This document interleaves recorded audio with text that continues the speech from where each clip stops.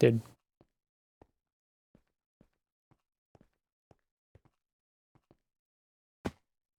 What?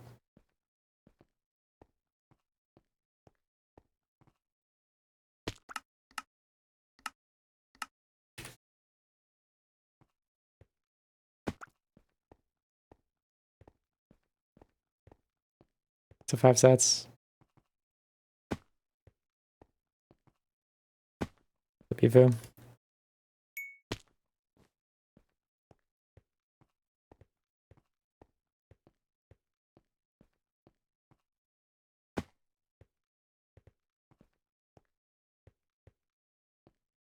I should make a command with the team. Like info. Should I have?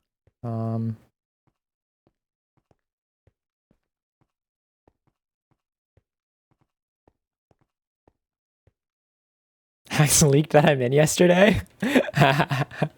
What did he say?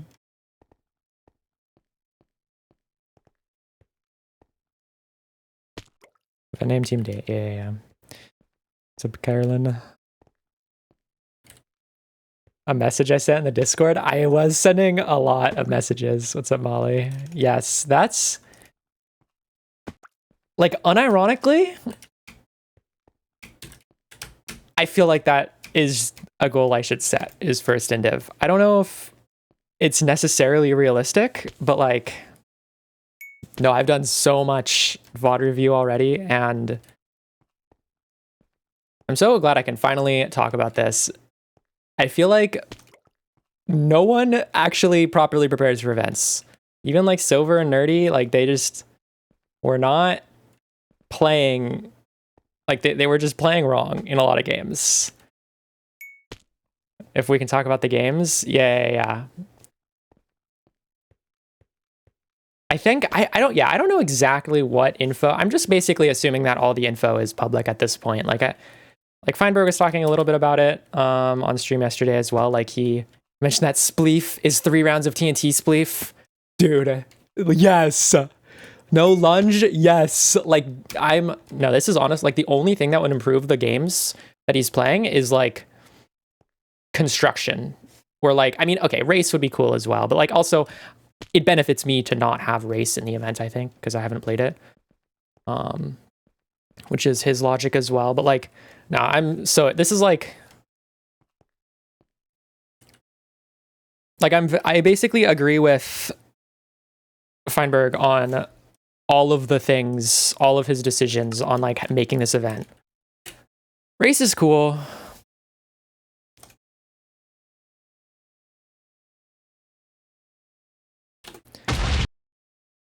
Okay, I'm gonna do another red I haven't done. I like race a lot, but it is really bad if you haven't played it. Okay, yeah. Here I have a document and a spreadsheet. Here, let me pull it up. I think can I?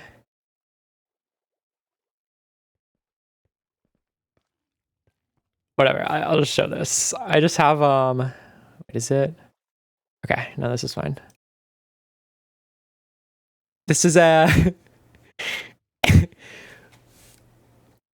show the thing. A 32-page document, and then I have this spreadsheet as well of all the games and like history and stuff. I've spent so much time. Thank you, Al. I've spent so much time preparing already. Where's the game list? Oh yeah, here's the game list. So it's Order Up, Tomb Titans, Blitz Hunt, Battle, Extraction, no lunge, Party, Trailblazers, Overspleef, no race. Overspleef is 3 rounds. Here, let me do this. Overspleef is 3 rounds of TNT Spleef, which is just thank you. It's perfect, like best potential version of Overspleef. Party is here. Party is Splat, Photon, Beep Test, and Crossfire.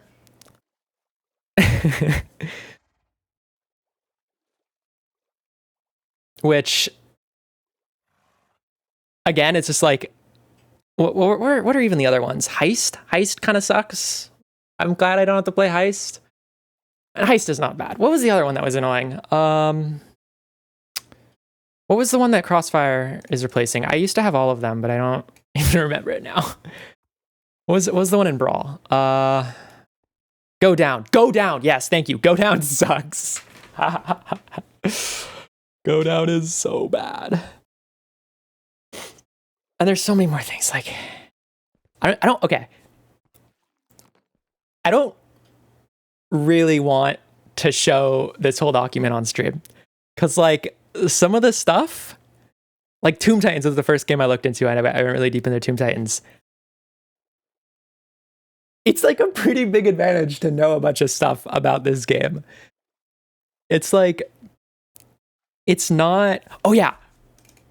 I named it Study. So if it came up in my history when I was doing like something on browser on stream, it wouldn't show up as BLOCKWARS Practice. You can find it to BLOCKWARS Practice.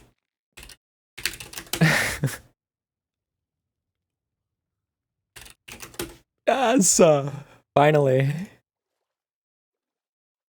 There's some other interesting things that I don't mind showing. Crossfire timing. This is the timing for Crossfire over the 75 rounds and the timing. Yeah. But even like in Tomb Titans, people don't play. I watched one perspective of Tomb Titans. Like here, let me show all the perspectives for Tomb Titans I've watched. Okay, yeah, here I can show this. This is fine. So I watched all these perspectives. I watched more than this actually. I watched significantly more than these. I documented all the changes over time as well. The only person who actually seemed like they knew what they were doing was Kel. And this is a pattern. Anytime I do VOD review, it's like it feels like only Kel and like a very few select players actually know what they're doing compared to speedrunning where it's like it feels like everyone's kind of like doing the correct thing. It's like I'm watching Tomb Titans and it's like there's super basic mistakes that everyone makes.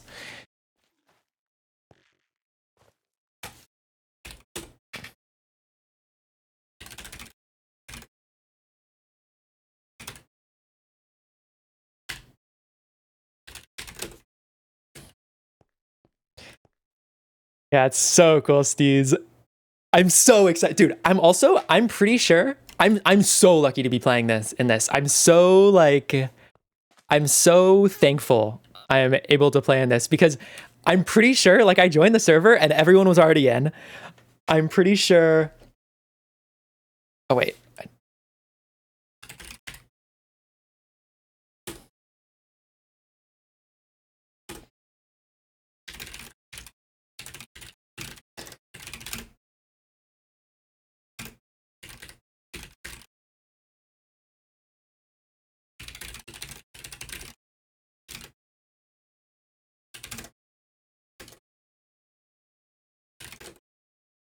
No, I joined the server, everyone was already there, and there was a conversation about someone not able to play. So I'm pretty sure out of the 40 players, I was like I haven't done electrodynamics? I did.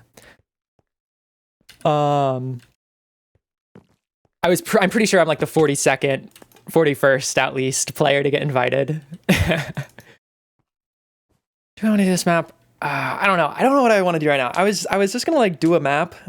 Do a minor map, but also like, okay. Let's look at these games. Let's look at these games for a second. Order up. What do I do to practice over up? Nothing. Order up. There's nothing I can do. It's like there's nothing I can do to practice for it. Tomb Titans, basically nothing. Blitzon, basically nothing. Battle, PvP, I guess. Extraction, like crossbow PvP. Like, what do I do? Party, like beep test is parkour. Okay. Crossfire there's similar games, I guess. Photon, Splat, like what do I do to practice? Like there is a server with the Photon game, but it's not like no one plays it and it's not super accurate. Splat's just like unique. Trailblazers. Okay, Trailblazers is mostly just parkour. Trailblazers. Ooh, should I show this? Hold on. What's on this? Okay, yeah, I'll show this. This is funny. I went through Trailblazers VODs and tried to document every single course in different events, and I went pretty deep into Trailblazers. And so Trailblazers is mostly parkour, and like no one plays the beginner and intermediates, and it's also different. So like in Trailblazers, there's checkpoints, right? And they're each course is like 3 checkpoints, or like 3 sections, and then they mix and match the sections. And so like in Rookies 4, Rookies 4 was actually kind of weird, but like, I didn't actually document this, but in an Origins event, I think Origins 35, it was obvious where like they just like mixed around the checkpoints. And so it's like, especially for the droppers, like you watch the droppers, and if you just know the route, it's so free. But if you don't know the route, you waste like 20 seconds, and it's so bad. But like if you know the route for all the dropper courses, and the dropper courses are like 1 checkpoint effectively, and so you can just like look at all of the droppers. And that's another thing. We're like, okay, here, I need to add this. It's like annoying. I don't know the game list, obviously, for Block Wars 17.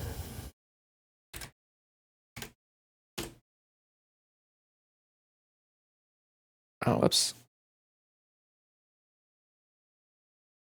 No, wait, I'm stupid.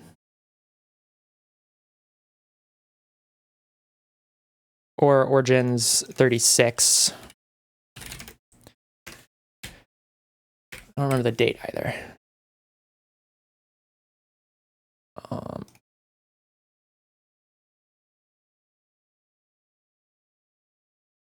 But I'm pretty sure, I'm not actually super clear on this, but what Feinberg said is the scoring for all the games in Feinberg Block Wars are going to be identical to Brawl or Rookies 4 for the games that weren't played in Brawl. So for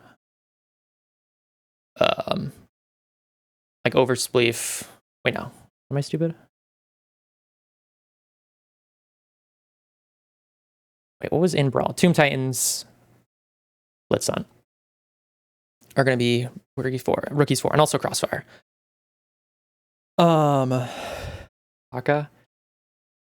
Maybe. I'm gonna not do that kind of stuff on stream, but thank you, Tessa. I will. I still need to. Okay, I haven't properly VOD reviewed Blitzon yet, and I also haven't properly done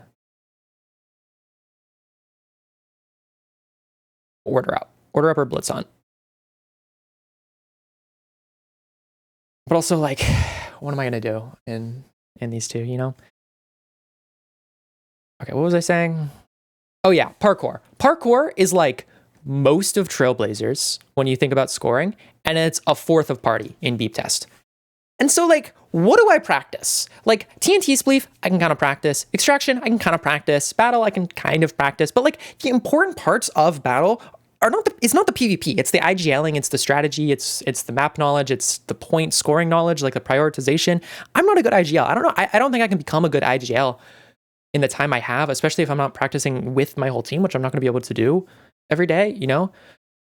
Blitzon is just like weird metagaming. Tomb Titans is really cool because Tomb Titans is a mostly, like, even though the scoring is mostly team-based, the impact you have is mostly individual. And so I think if I don't get first indiv, or at least if my team doesn't win Tomb Titans, and also if I don't get first indiv in Tomb Titans, I'm going to be disappointed. I don't know how much VOD reviewing everyone else is doing. I don't know. We'll see. Also Trailblazers. Honestly, I think I can do first indiv in Trailblazers as well. Like, I need to make it. Okay, here's what I'm gonna do. Let me disconnect from Miner. I'm not actually playing any Minecraft. That's not how I practice. Okay. I'm gonna get the teams.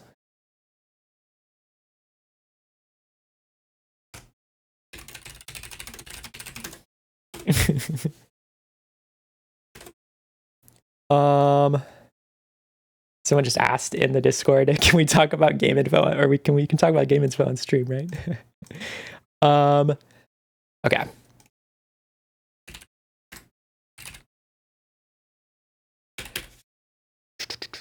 I'll do this. Okay. Red Comets. Just copy paste like this. Dang.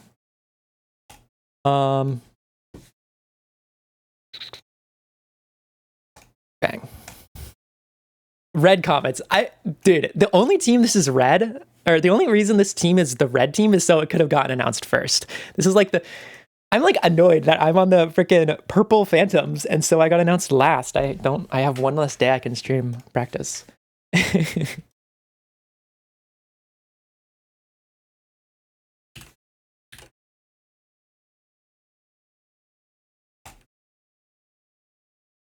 Dude, the freaking okay. Josh. Here, I'll put N-Walk. N-Walk. I don't know, like, what is even... No, I was still practicing and preparing.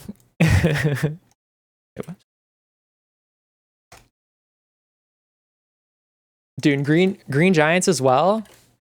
Davy, Emerald, Silver. With Oliver and Small Ant rounding it off. Like, dude. These teams are... Dude. I'm so excited. I'm so excited. Wait, both Joshes are in this. Oh, that's so annoying. I just realized that.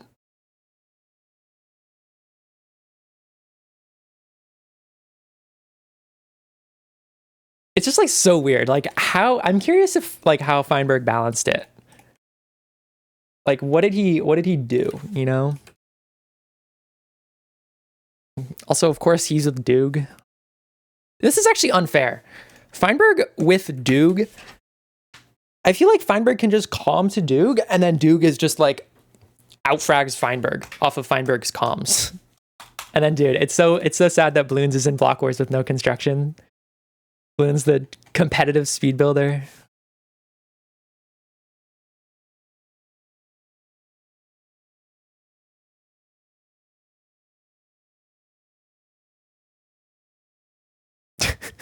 I know. Yeah, Doog, Aquacord, Feinberg in construction. Oh.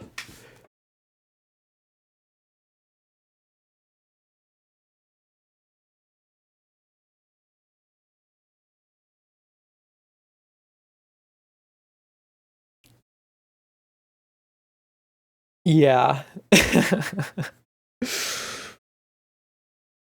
This would be insane. I haven't really like thought about these teams at all. Like I've thought about my own team, and I think, okay, looking at the teams, it looks like what Feinberg tried to do is make sure that at least one person on each team has prior event experience with it, which I think is really smart. So Red kind of immediately breaks this rule, but I mean, Hax has some experience. I think Beef has some experience. I'm not sure.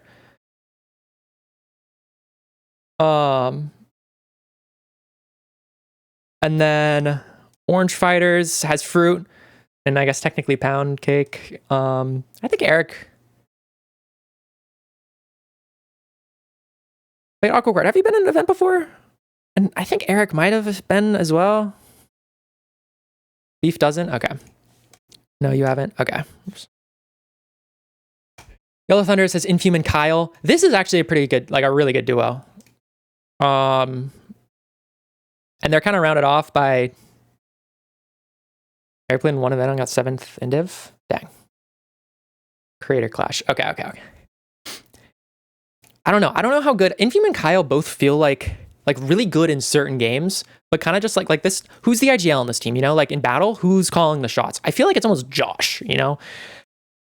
So I don't really know. This team is just insane. Like just absolutely insane. With 3 insanely good event players, and then Small Ant is just like really good. and just like a smart player. I don't really know how Oliver's gonna do. I don't know if Oliver's played an event either. I should do more research on each player. But Green Giant, this is if I just had to say like what team I think is gonna win, it's just Green Giants. Like Green Giants is just so good.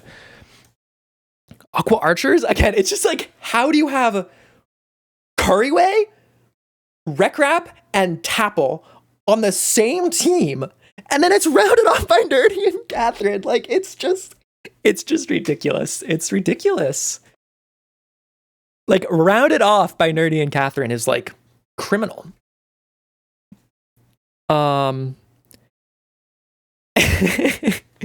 Yeah, this team is crazy because 4 players with prior experience. Like, does Curryway have to play with one hand or something? Like, I don't know. Oh, Blue Bandits, Fulham with prior experience. Mime and Josh and maybe Automat have not like Mario Party event style experience, but obviously like a lot of the Twitch Rivals stuff Mime has played in as well. I mean, Twitch Rivals stuff, you have this team. Like, dude. This is just a really strong team as well. My team, Rad with prior experience, I actually didn't realize how good Rad was. When I watch events, I usually just watch a player who's going to get first in div or compete for first in div. So I'm basically like, in recent times, I just pretty much only watch Feinberg. I haven't been like a super crazy like event watcher. But like 7th in div in BLOCKWARS 16, like that is a really good performance. And so I'm very happy Rad's on the team. And then Fyro is part of like the Twitch Rivals kind of gang, right? With Davey and Emerald. One of those players. Oh yeah, I forgot. Raul as well. Played in all of those. So and then yeah, I don't know. I don't think Oxy or Cube or obviously me have any prior event experience, but like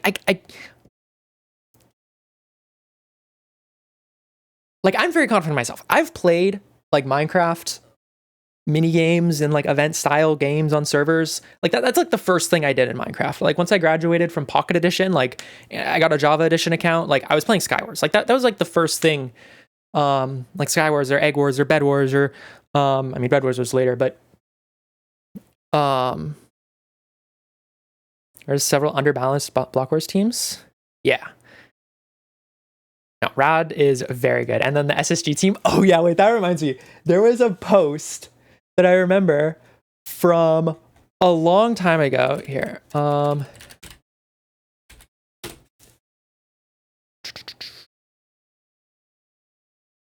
think this is it. This is a really old post, 10 months ago. And I remember seeing this. It's like a full MCSR roster. I don't know who this is. I don't recognize their name from chats. But like a lot of the roster is the same. It's kind of surprising. But then there's this team, the SSG team, me and Rad. And there was another prediction recently as well that had Rad with Oxy as well. Like this is like yes Fyro. I don't know. Okay, here's the thing, Fyro. What do we do? Like what do we do, you know? Like I guess it's probably good if our team just like does as much like Battle Box and Sky Battle just to like make sure we have the sort of like we just know how to communicate with each other and like have that. You know how BLOCKWARS works? Okay, we should hop and call at some point. Sorry, I made a group chat and DM the team like the day it was made, I think, and then I just like I asked. Oh yeah, this is another thing I'm excited about. I'm kind of like I asked basically how much you guys like want to prep. Like, do you want to prepare for the event, practice stuff, and basically everyone said yeah, I want to. I want to prepare. And I feel like that's like what other event is like that? What other event has every single player on the team actually want to practice and prepare? And then I haven't DM'd just because like I went really deep into research and I don't know what to do. I don't know what to do. Like, what? Do I go on Hypixel and play TNT bow duels for Overspleef? Like, that doesn't make any sense, I feel like. And like, I've been doing... Okay, here. I will hop back into Minecraft. I did make this PvP Legacy kit. Quick Charge 3, binding, and like... I know, right? That's actually one thing that I'm kind of frustrated at and I don't like about these kinds of events is that you're not allowed to practice the event.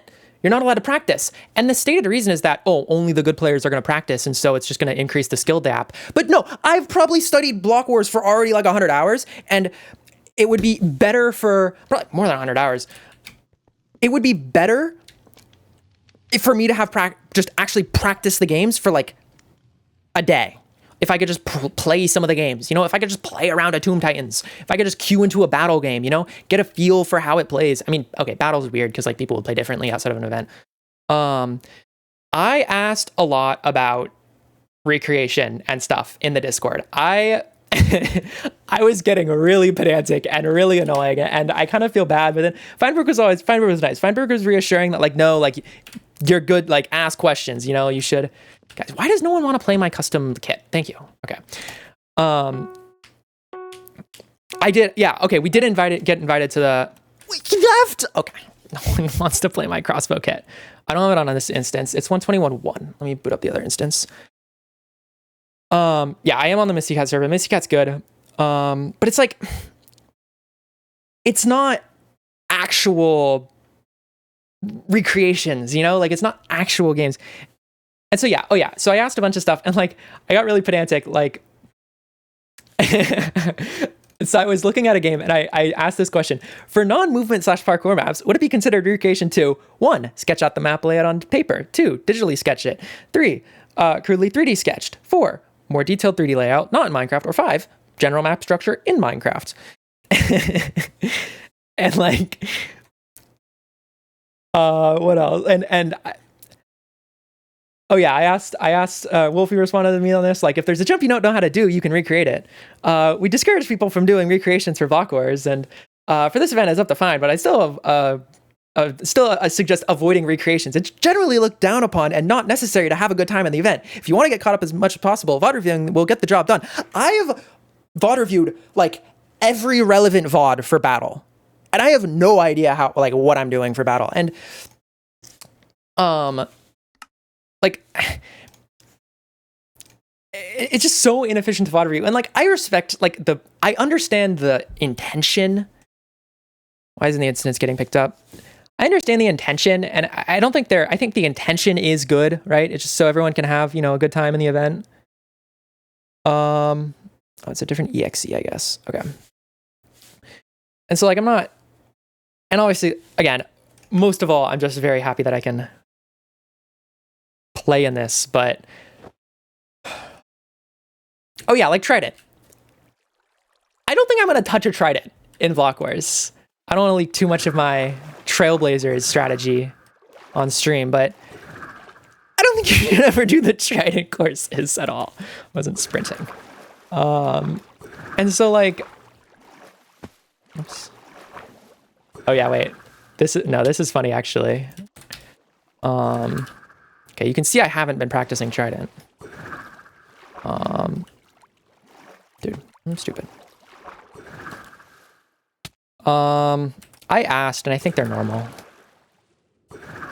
It's so annoying with like, there's a lot of like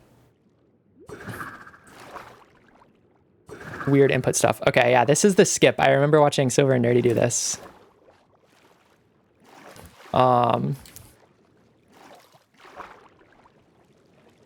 Dude, it's like hard. There it is. So you can get up here and then it automatically kills you. But I was thinking like, what's that command block up there? What's that command block doing? There's a lever right there as well.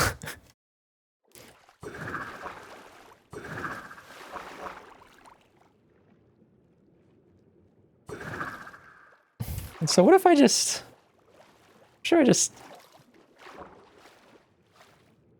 dude.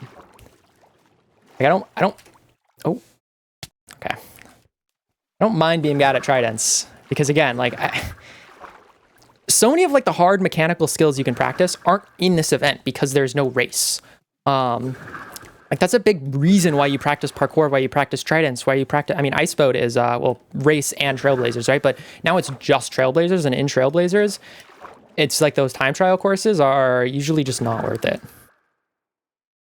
No, I mean, I have a clear water pack. I was watching some POVs, like you can clearly see, like I have a resource, like I have like vanilla tweaks for it. And I was watching like Nerdy's POV and he didn't have a clear water pack, but like Feinberg and like Silver did.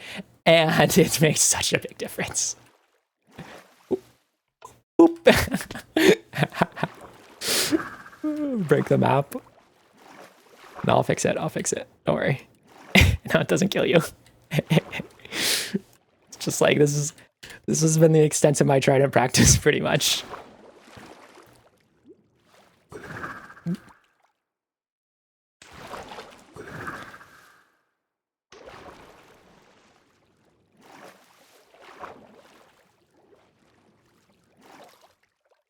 Oh, I missed.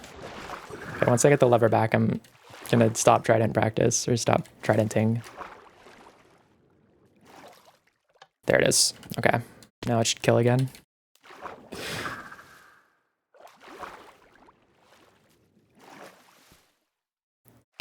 But yeah, on the server is really cool. There's like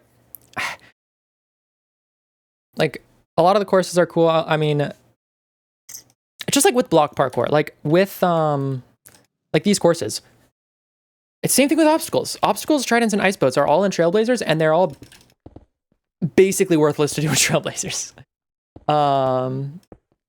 Like not quite. It's like more complicated, but like I'm gonna be doing block movement about none of the time, right? I'm gonna be doing tridents about none of the time. Elytra is important. This is some good practice. Whoops. Elytras are actually something I really need to improve at. I'm not good at these kinds of Elytra courses, and they're really important for Trailblazers.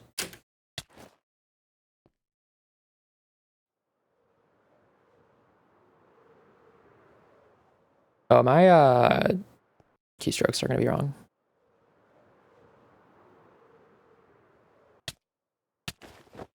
Okay. Mini games, again, like we're not doing spleef. There's TNT spleef. That's cool. I don't know. PvP. Crossbow PvP is important. But obviously need someone for that. And then parkour. The parkour courses are really good. That's definitely one of the better things about this map. There's beginner gauntlet is good. Extreme mode. One life. Wait, I didn't know. I didn't see this one.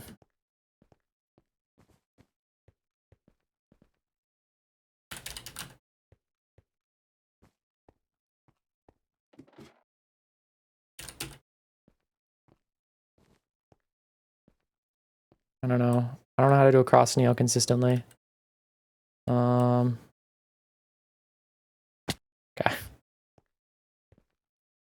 But yeah. Yeah, let me go back into sheet. Okay. So yeah, I don't know. I think so much of it is just VOD review. And I don't really know. Yeah, VOD review and just like general team practice to make sure you have like dynamics down. I was thinking so Tomb Titans, I knew nothing about Tomb Titans. And I saw it was on the roster. Like I had a very vague idea from watching VODs. And so I just kind of picked it kind of arbitrarily, but also just because I didn't know it to study first. And then it was by far the most deep game I could study, at least unless, I don't know, maybe Order Up's going to be more complicated. But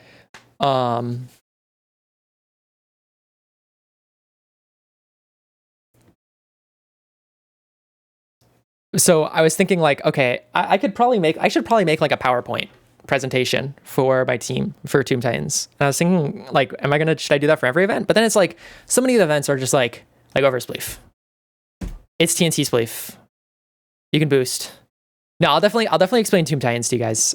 We should call at some point. I can go more into detail with you, Fyro, at some point if you want as well. It's like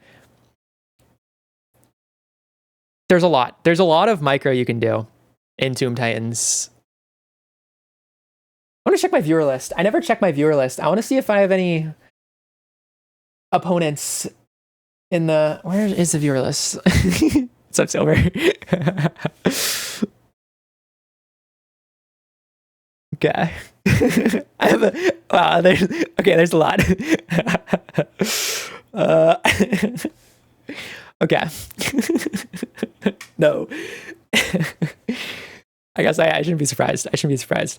No, you guys are welcome. That's okay. I hate this. That's a thing that I have to think about for this, because like with speedrunning, it's so collaborative. Like, you're gonna say yes. No, Silver's like the. I have your. That's one of the first things I put on this spreadsheet is all your VODs, for practice. I was gonna watch them. I mean, I watched most of them live. It's actually funny. I was watching. When I was watching a lot of your race VOD review live, I was asking questions that just like in chat, and I'm still curious about them.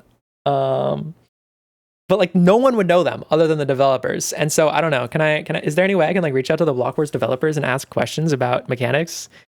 Like probably not, but maybe. Any BLOCKWARS developers in chat? Cause like in race, I should probably spend minimal time on race, but like no,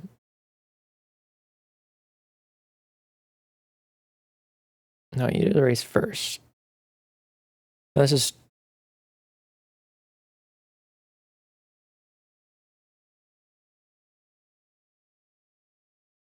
here it is. So in the elytras, I think I ask it in chat, like around here. I'm curious, like in this elytra segment,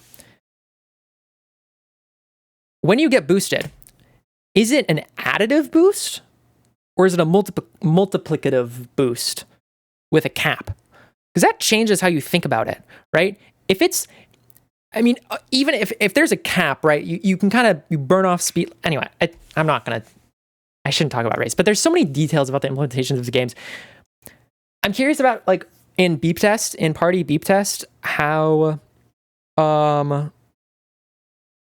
lenient it is with getting to the other side. I'm curious in Trailblazers, like the checkpoint bounding boxes seem weird. Party was rough for you. I know. Sorry. Let me look at my party VODs, my party VOD list. Like I don't want to show my notes for this. Okay, I can show this frame. And maybe I should. I don't watch that many VODs because like you don't need to, but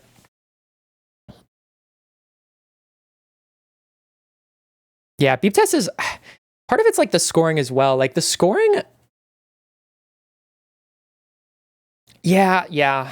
It's beep is parkour. That's why I'm glad Crossfire's in this, because Go Down has a lot of non-vanilla, like it's non-vanilla fall damage. It's like weird. Heist, I think, has like weird attribute multipliers on the armor. And so it's like, again, just kind of weird. Splat's complicated. Splat's kind of weird mechanically, and it's a little bit concerning. Like I don't know. And Photon is also, a lot of people, here, I'll give you guys a little nugget of info. For Photon. Where are my Photon notes? I have a lot of notes on Photon.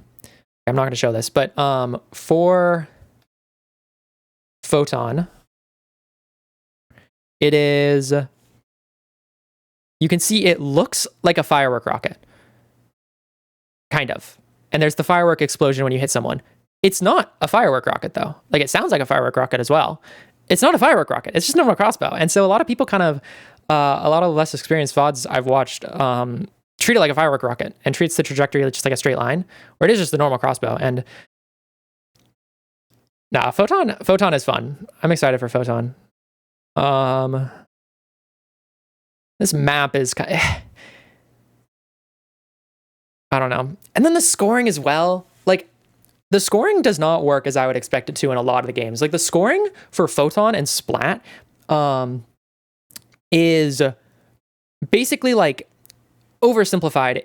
If you get 1 kill, you get 1 point. If you get 2, if you're on a 2 kill streak, that second kill is worth 2 points. The third kill is worth 3 points. And so for a 3 kill streak, you get 1 and then 2 and then 3 points, so a total of 6. Versus if you just get 3 kills and die in between each of them, you only get 3 points. And it's different. It like starts, I think the base is like 4, and then it's like not exactly like it's less than 1 to 1, so it doesn't grow as fast. But it's like kill streaks are so much more prioritized, and so that's actually one thing here. I'm gonna skip. Whoops. In the scoring of with Splat and Photon, like I wanted to find the top scoring perspectives, right? Because I don't care how many kills you get. If I care how much, like how good you're objectively doing. And so like most kills, there's Sleepy and there's Feinberg with 26, but then it's probably not very visible. But then there's the highest kill streak as well. And there's Radoons with 10, Wolfie with 9, but then Sleepy only has 6. But then it shows most kills, highest kill streak, longest shot landed, which there's no point bonus for. And then it doesn't show the points. It doesn't show the points. And then there's no like individual breakdown of the points, I don't think. And so like, I don't know, like, how do I find the top scoring perspectives for these games? Like even on the website. Whoops. If I go to like details, Feinberg, party, it doesn't have it here, you know? Yeah, it is Cal, but I do have the Cal perspective here. Cal is a good perspective. No, there are BLOCKWARS perspective sheets, but like I don't think they make the points from the individual party games available. I don't know how many points Feinberg got from Photon. I know how many kills he got and how many deaths and his longest kill streak. Photon deaths, Photon kills, Photon's shots fired, and max kill streak. This is not enough information to derive the points you get from Photon. You would need to go through the VOD and individually look at the point reward for each kill. It doesn't even tell you, or no, it does tell you the point reward. So you could do that. Have you checked the transcripts guy? BLOCKWARS transcripts? No, I haven't heard of that, Tessa. Although one thing I will say, Matt Griffin, Jarvig, this guy is the GOAT. Like, so insane. Like, people like this don't get enough credit. Like, archivists, like almost like a librarian for BLOCKWARS VODs or for event VODs. Like 1.2 thousand videos. This playlist of event VODs has 1,756 VODs. Dude, thank you. Orca Dude on Twitter. Thank you.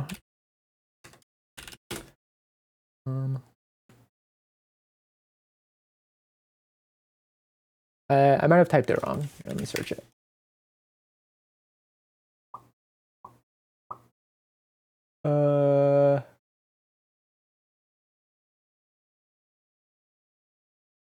I can't find them. You can send links if you want. But yeah. Oh yeah, and then there's event Elo. This is a banger as well. Oh, it's broken. Okay. This is such a good spreadsheet. This is like top 5 spreadsheets that I've seen. I'm so curious. Like with like this, like Feinberg Block Wars has a lot of crossover, right? And like that's one of the things with this, with like change his name. Okay, thank you. There's a lot of crossover in this event, right? You have people like Feinberg, right? Like Rad, Fulham, Recrap, Nerdy, Curryway, Silver. Like there's a lot of people. Mr. Recorded, thank you. You have a lot of people. And so this event spreadsheet should be like if you place highly, it should be relatively accurate. Yeah, I don't know if they're gonna put it in the spreadsheet. I kind of assume so. I hope so, I guess.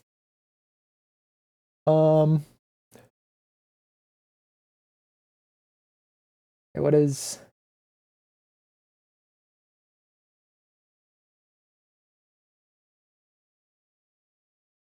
transcript guy?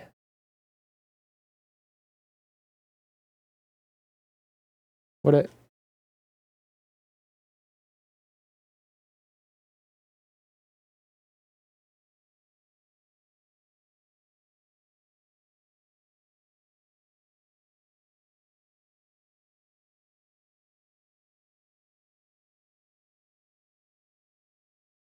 Okay, I'm not seeing the transcripts.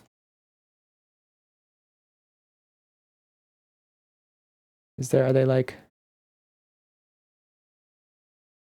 am I just stupid?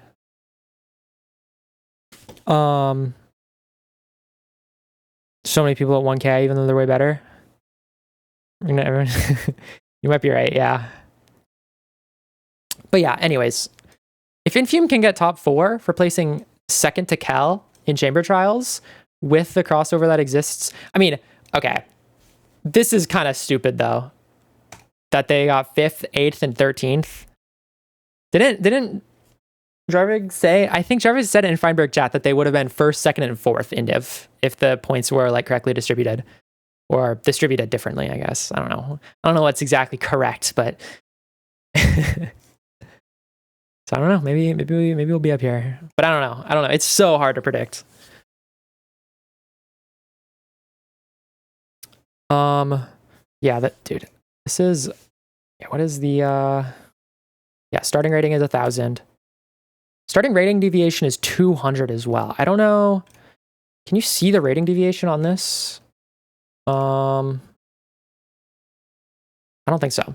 And so I don't know what the rating deviation. I think like Kel's rating deviation is gonna be super low, or like Feinberg's is gonna be super low. But if as a new player, like the reason Infume is able to jump so high is because the rating deviation is so high. Like that's how Glicko rating works. Is like if you have a high rating deviation, you can gain so much elo so fast, and it's kind of a problem because it means that if ranked MCSR ranked used Glicko, you could strategically forfeit matches to boost your rating deviation, and then like once you boosted your rating deviation a bunch, like you would strategically forfeit and win matches to increase your rating deviation without affecting your elo too much, and then you could go on a massive win streak and get like 1 million elo, and you could like skip. I think this happened in like Pokemon, like some Pokemon game, and people were like skipping Emerald or basic, like, you know.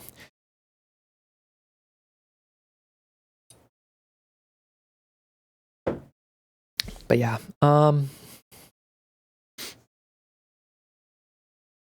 slingshot buff, exactly. Okay, what am I actually doing today? I didn't actually have any like real plan. I'll just do parkour. Wait, I'm on the wrong instance now. I can't go on minor. Go on MCCI. Surely people are queuing Parkour Warrior. Oh, my controls are wrong on this instance. Okay, no, I'm getting back on my other instance.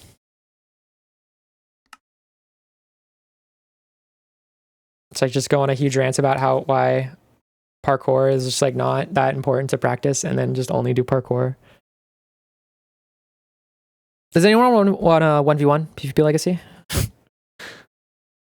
That's something I want to do. I don't know, like I feel like anytime I play on PvP Legacy, the people are either really bad or really good, and it's hard to find someone that's like good but not too good. Because if you're too good, like I just like, what am I supposed to do? And also like, I don't know, ping.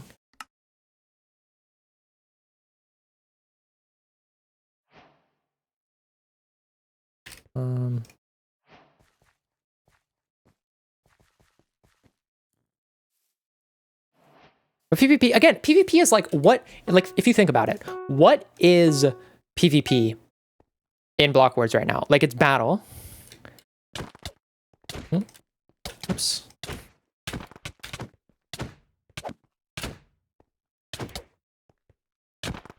And so send me a duel after this. This guy has done 1 heart to me. This is what I'm talking about. Like, this is like the average PvP Legacy opponent where it's like, I'm not being challenged, you know? Like it sounds, it sounds like boasty, but it's just like, yeah, you have time. Oh, thank you, Tessa. I don't really care as much about that specifically. 360. Did it. It's more just like in general. Like it's just hard for. Thank you, Hope. Wait, this is actually good practice. I think this is VM though. My sense is too low for this. It's VM. It's VM. I'm sorry. I'm sorry. I'm sorry. I'm sorry.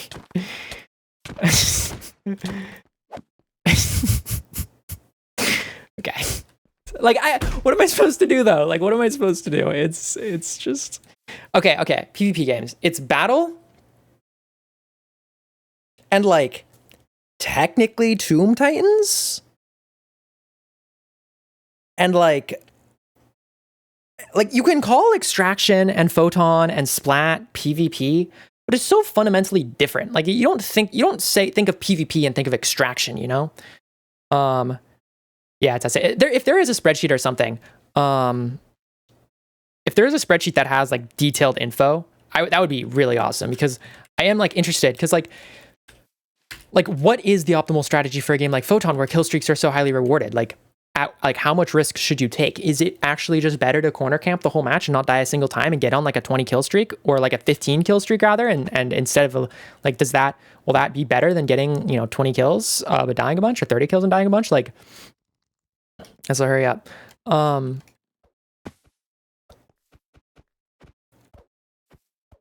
just like, I don't know. And yeah, I don't know. It's so your back run with Fabric API. Get verified. There's no verification for back. And no one cares. You can literally use an auto clicker and like chunk base, or maybe not chunk base. Axe. Thank you, Tessa. Thank you. No, yeah, there's no back verification, so it doesn't really matter. Just don't overtly cheat. What? Dude, there's no freaking shield PvP and Block Wars. Like, what am I doing?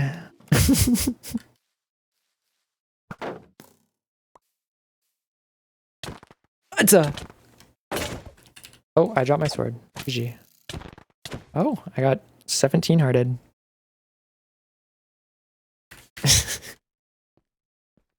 I'm so bad at shield, but I just don't care. OP, thank you. Thank you.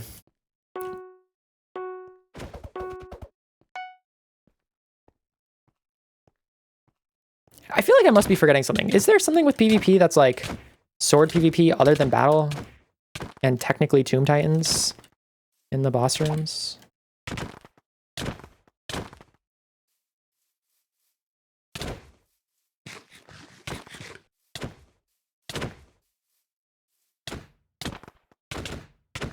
Lunge, yeah, lunge doesn't have it.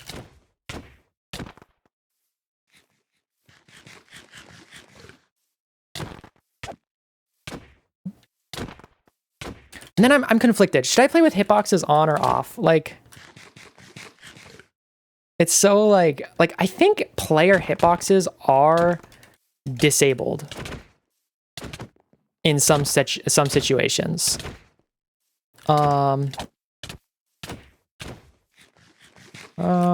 guess vaguely blew me. I used to have a more Crooked style skin.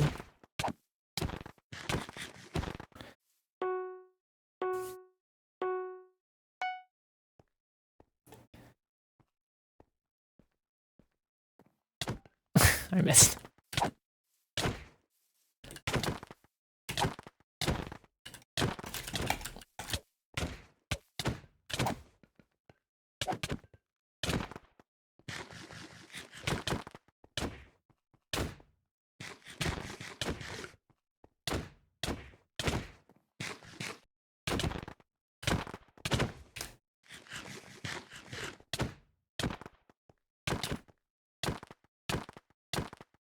Oh, I'm excited. I saw Space Brownies was going tweeted that they were gonna make all the event skins.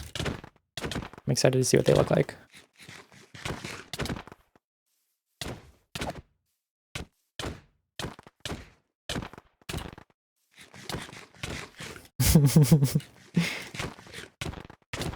There's this really cool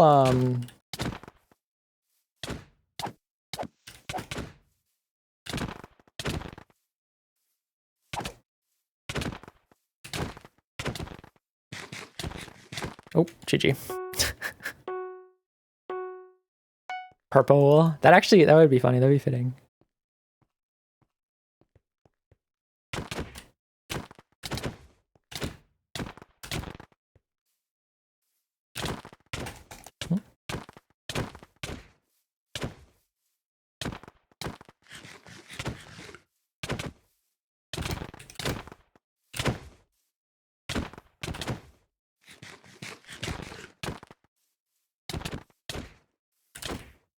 Does Overcooked have a 5-player mode? Or does it only go up to 4? I assume it only goes up to 4. Because honestly, Overcooked would probably be a good like team building game.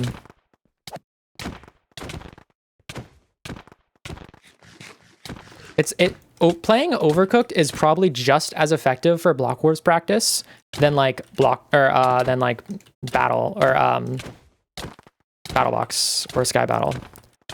Like the Minecraft mechanics just don't matter that much in events. Most events.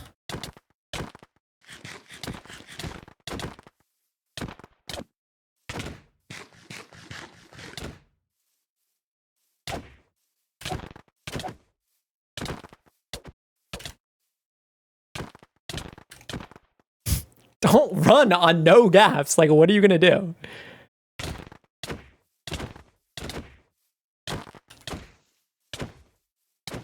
Oh, I'm gonna lose. Okay. Oh, I have again. GG. Here, I'm gonna go PvP Legacy. Here, I'll do a minor map. This is what I was gonna do in the first place. I don't want to do this one. What's a good? Does anyone have any good red map recommendations or black if they're like easier? Easier blacks or mappy?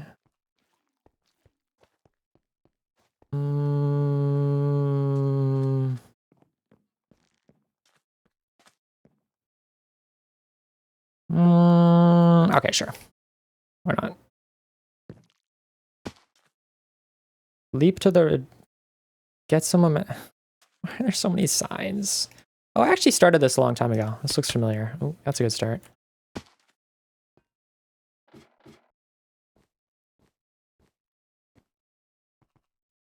Oh, that's a good start. Okay. I don't know that.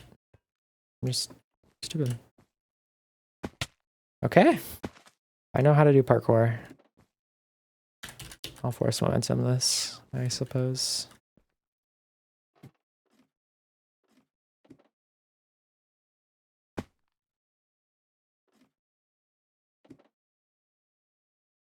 Okay, this is like follow the carpets. Of course. Oh. Okay, clearly I need to be practicing parkour. But again, it's just like,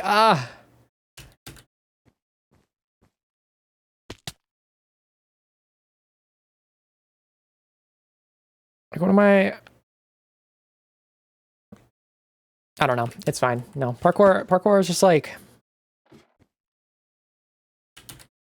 it is important. It is really important. Oh, yeah, that's another thing I was going to do is I wanted to look at the spread of points in each game, because I'm not really super aware of that. And like, I should really overweight practicing games with a lot of spread. I don't really know what, like, I don't have a good intuition for like, of like points or scoring. Like I've looked at like scoring for individual games, but I haven't looked at like holistically, like what the whole event scoring is like. So I can't get stuck on the first like 5 jumps of this map.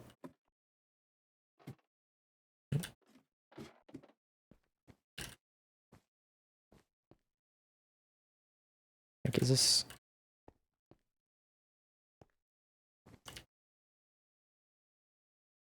Oh, I failed a single nail. I feel like I'm really inconsistent at single nails. Like, I just do the jam setup. Okay, I'll just like do no setup. What's up, Garfy?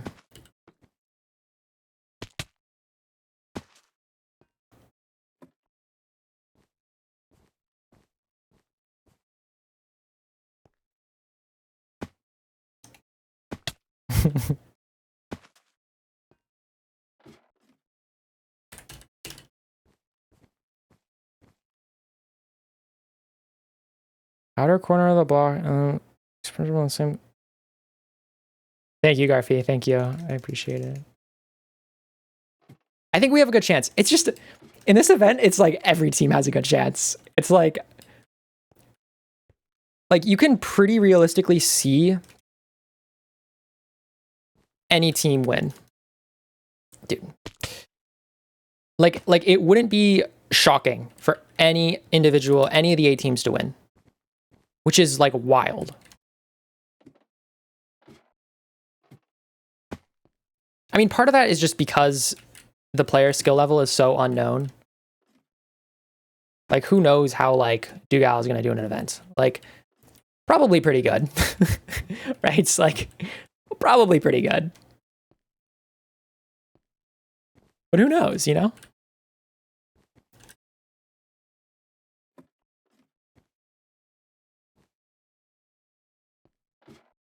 Oh, God, that's how that works. Dude, Miner is so cool. I'm so glad, like, I know the servers. Like, MCCI is kind of like this as well, where it's just like there's always jump to the white carpet, sneak before you land, dude. Or it's just like you always know who's online, and Miners is like the wow. Miner is definitely the server that's most like that. Like, there's just like recognize so many people.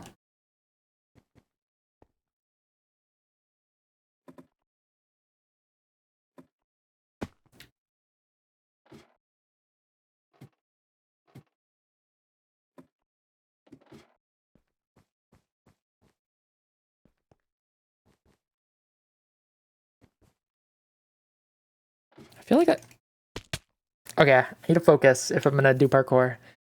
I feel like I'm just not gonna be talking at all during some of the games. Like for Trailblazers, I might just deafen. Or like I might just deafen for most of the solo games.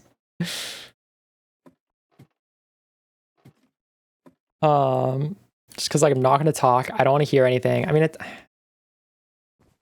I don't know.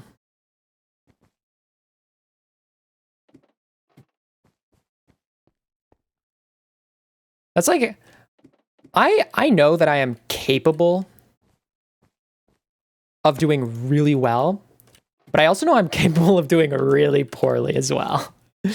Like I'm an extremely high variance player.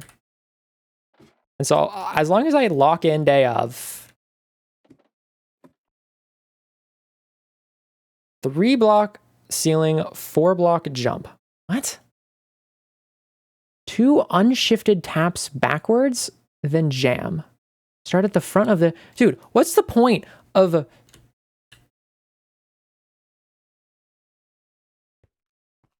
Didn't even work. At the front of this block. 2 unshifted. Like, why is that? What's the point of doing a hard jump if you just say what the setup is? You know, like, I just... It's like kind of a frustrating thing about minor maps to me. Ooh. I mean, like, it's better than like not having the setup there, I guess. But like, if the jump is just you're just required to know the setup, then like what? Okay, it just like trivializes it. I don't know.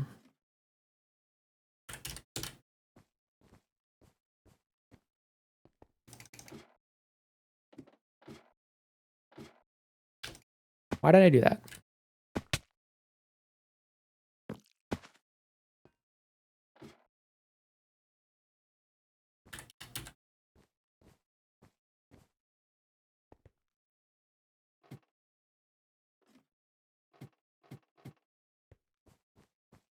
Okay, what do I still need to do for like off stream? I don't even know. Like, I feel like I'm like I want to VOD review Blitz Hunt. I'm like torn if I should VOD review Blitz Hunt on stream because like my main concern with VOD reviewing on stream isn't even necessarily like other like teams seeing strats. I mean that's part of it for sure, but dude, I'm still like so annoyed at this for Silver and Nerdy in Block Wars Brawl, where they were VOD reviewing that one Ace Race map because they were pretty sure that's what the map was going to be. And that is what the map was going to be until Wolfie saw them practicing it and changed his mind. It's more complicated than that, but that is the gist of what happened. And so they directly and like changed the decision making of the event. Like they changed the event based on what they were streaming in practice. Like, I don't think that's gonna happen with Feinberg Block Wars, but I think what could happen potentially is if I like find a cheese, like let's say I find like a section in Blitz Hunt that's like impossible for the hunter to get to or something, like just hypothetically. I don't want to show that off because, oh yeah, I touched on this earlier. So Feinberg said that the scoring is going to be identical to Brawl and Rookies 4, just the most recent events with these games, with the games that we're playing. And the thing is, though, Feinberg Block Wars is happening after Block Wars 17. And so the games are going to change. And based on what it sounded like, I think the games we're going to be playing are going to be the Block Wars 17 games. And so I'm not actually sure if the scoring is going to be identical to Brawl with the 17 games. I'm kind of like, it doesn't make sense either way. I should probably ask about this. You know what? I'm just going to ask about this right now. Why not?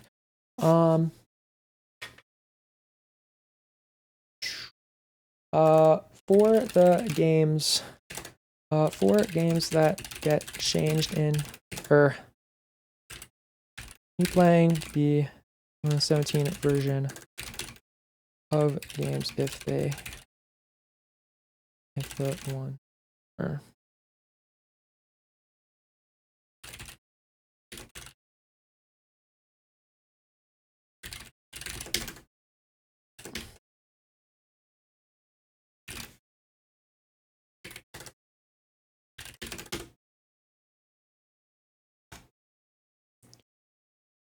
all right.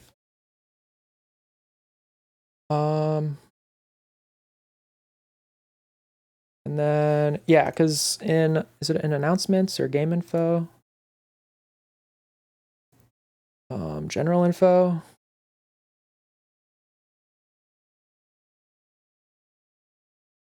Oh, I'm stupid. Where is it? Announcements.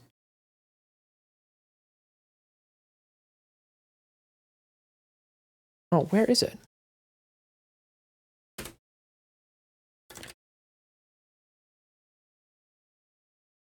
No, Feinberg like deleted a message or something. He said that scoring would be the same as in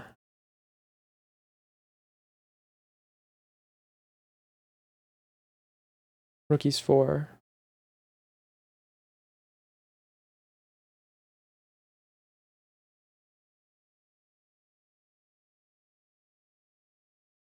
Somewhere. Rookies from Block. Okay. No, I'm stupid. Maybe it was an announcement and he deleted it. Oh wait. No, he said it he answered it in the questions.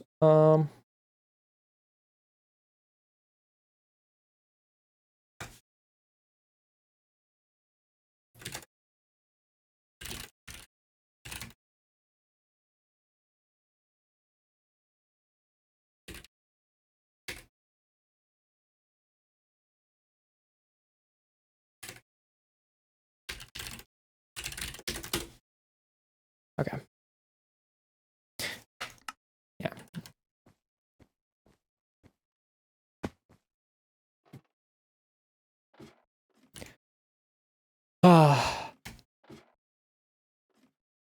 Oops.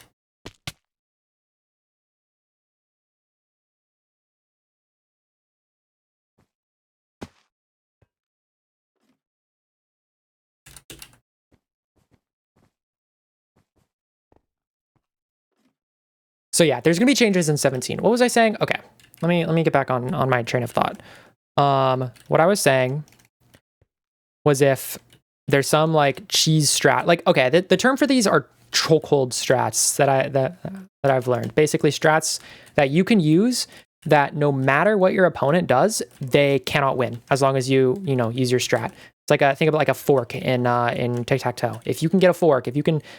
Actually, no, that's not even a good example because you can avoid getting put into a fork. A chokehold strat is something that is just, there's nothing you can do about. And so if I find a strat like that, I don't think that Feinberg will change the things that get played, the maps or anything, because he's announced like what maps they're going to be. But I think what might happen is that the maps might get changed in BLOCKWARS 17 if, Wolfie or any of the BLOCKWARS developers see it, which like, would be fair, but at the same time, if I find something, I don't want it to get fixed, I mean, unless it's like clearly like cheating or like not like really goes against the spirit of the game. But if I just find like a power position on a map, then like, why should I, it's like a disadvantage if it gets patched out. And that's the main reason I don't want to show stuff on stream, because like there is a lot of, most of the stuff that I've seen so far is like I haven't found a chokehold strat. Most of the stuff I've found so far are just like logical conclusions of the game. And the reason I wouldn't want to reveal it is because it would be really helpful to other teams. Well, like, I don't know. Part of me wants to reveal everything to every team, because what if like I go super in-depth in VOD review and I make like detailed guides on every game we're going to play? And for the non-PvP games, like for like Tomb Titans, I could like, that would boost the individual scoring, the like average indiv score and the average like competitiveness of this event so much.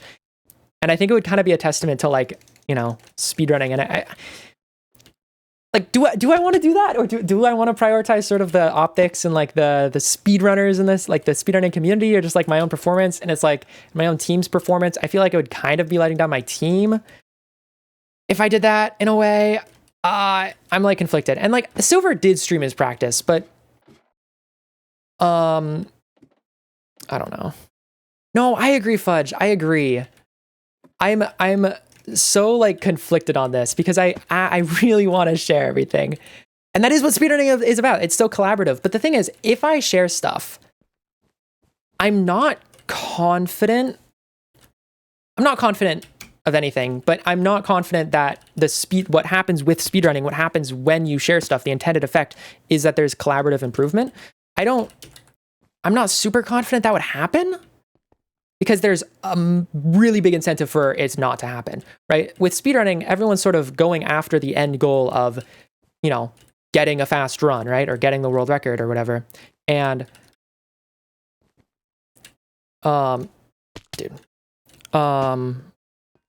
with an event, it's like a one-time thing, right?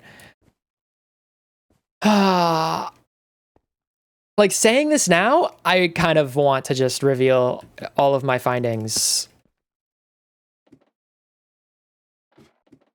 But like, it's also a skill. Like this is like all the studying and all the analysis I've done is like a skill. That's one thing I will do, Tessa. If I make training materials for my team, like for I keep saying Tomb Titans because there's so many things. I probably should stop saying that.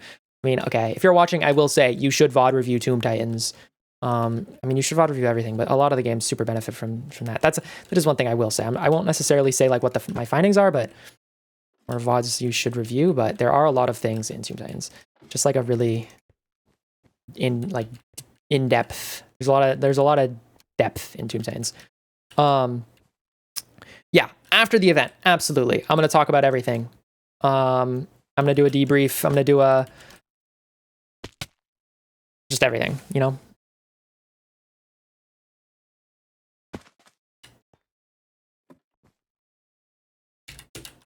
Yeah, the mini boss, I think, is just a golem. It's also, okay, one thing I will talk about in Tomb Titans, because how much do I want to talk about it? I don't know. I'm so conflicted. And like, if I'm conflicted, I might just like make an impulse decision and just like say something. And then like, I can't undo it. And so like, should I just do it all now and like get it over with? Or should I don't know. Okay, I'm not gonna do anything more until I talk to at least like Fyro or some other teammates to see what they think in private. But dude, I'm like, okay, being able to play in this event and also watching events for so long, like I've been a casual event watcher. Okay, thank you, Fyro, for your input. Has made me really crave an event, a Mario Party style event that has the merit-based sort of progression that speedrunning does. And like, Funny Wars is kind of that, which like, it's so annoying. Funny Wars is so many good things, but also so bad as well. Like, it's like they just like do like, they had the same idea, like, you know, ELO leaderboard for events that get run frequently, anyone can play. It's like that core idea is really cool, but then the execution of it, I just think is so bad. And then obviously it's just like really toxic. Like you click on any Funny Wars stream and the chance that they're like just like hating on one of their teammates is like 90%. Just so why can't it be nice? I don't know, maybe that's a generalization, but I don't know. It's also just like the games in Funny Wars just are not like, I don't want to play TNT Spleef or not TNT Spleef. TNT Spleef is fun. I don't want to play Spleef or TNT Run. And like, but the thing with Funny Wars is that it's inherently anti-competitive because you cannot recreate. Like, that's the core thing. I want to say, yeah, fudge. I want like an event that has open source games that you can run yourself, or at least are queuable on a server. Like that would be awesome. And like, would it kind of like, you would have to structure it differently than current events are structured. Or else it would be kind of boring, I think.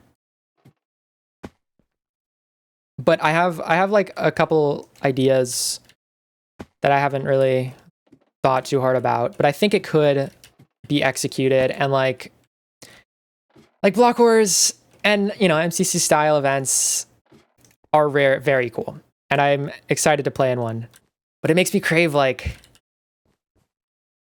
why am I'm able to play in this because, I don't know, Feinberg happened to think of my name. Like I happen to be on the like the 40th name Feinberg thought of. And so I'm able to play in this, which is like, you know, I'm appreciative. Oh, whoops, it's unshifted. Like I'm not appreciative, but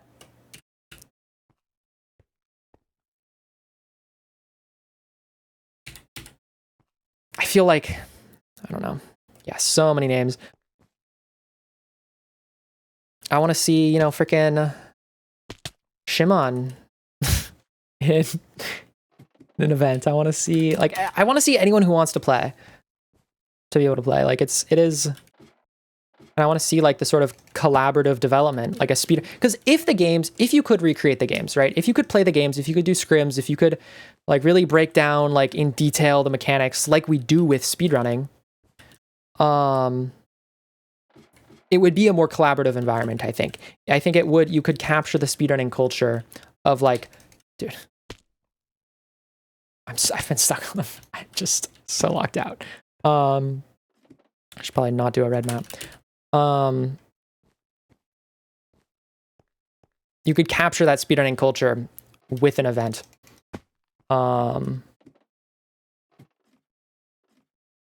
But I don't know. It's just, it would be difficult. It would be difficult. And you would have to like take a lot of care if there was like, you know, a ranking system to avoid it becoming extremely toxic. Why is my game so laggy?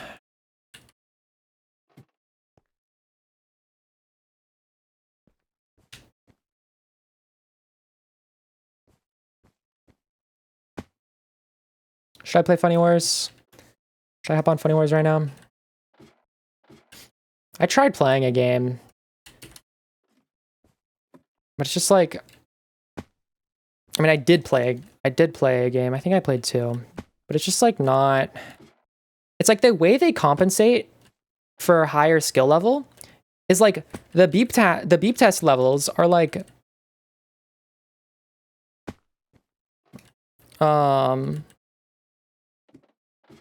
just insanely difficult. And so like if you're not familiar with them, you just have no chance. Why? Dude, it wasn't even my fault. My letter. It's a good question. Opening your inventory allows you to inventory jam. So for example, if I sneak to the back of this block and unsprint, open my inventory, I can press W and space, then close my inventory and press sprint to execute a force momentum. And by using your inventory, you can, you don't have to time the jam.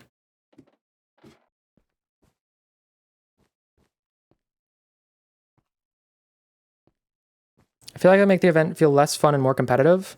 That's my point. I want a more competitive event. I don't think you could do it like Block Wars. I don't think you could just take Block Wars, make the events open source, and it would be good. Yeah, you're right about that, right? That's because the games and the event itself is not structured to be competitive. It's structured to be an invitational with a wide range of skill levels. And they're not meant to be like, you know, torn apart. But I do think you could design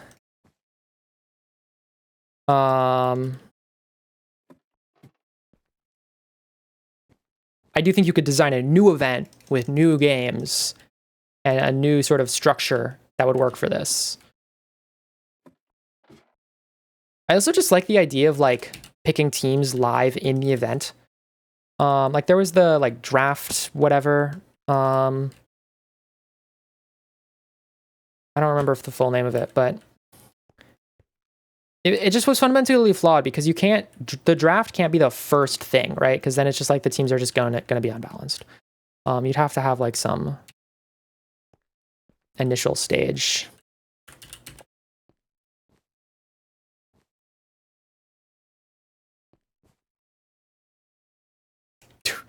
So bad. Maybe I shouldn't stream parkour. I don't know, like, what do I stream though? Like, what do I stream for Block Wars practice? Maybe I shouldn't stream as much. Just like, I could stream VOD review and just like not say the things I'm noticing that I don't want to say. That's just like so lame.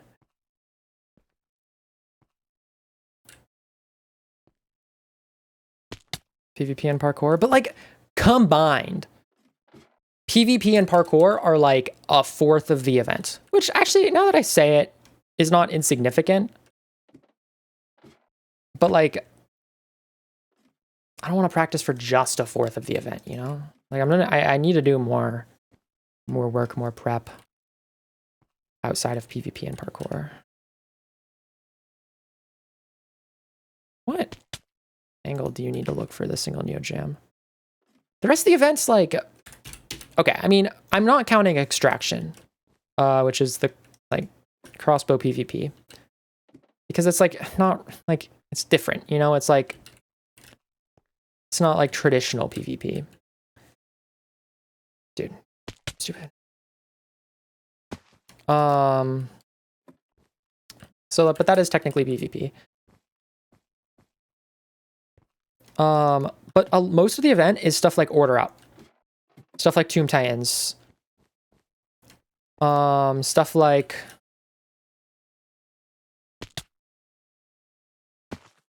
Just... Stuff like Blitz Hunt.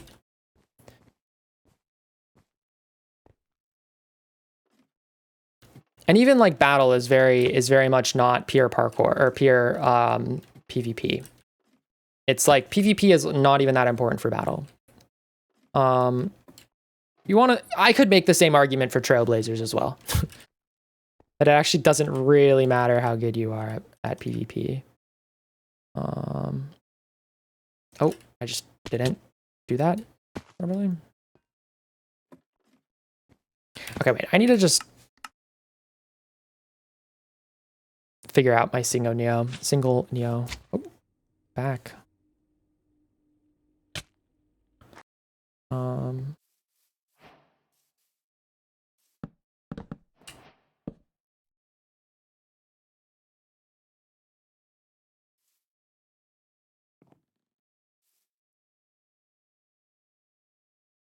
Yeah, I absolutely should practice with my team. I've kind of been slacking on that.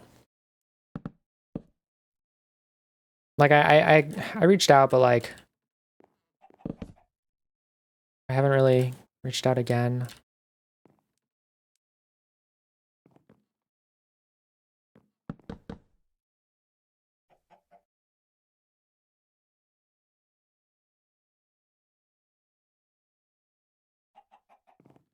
Okay.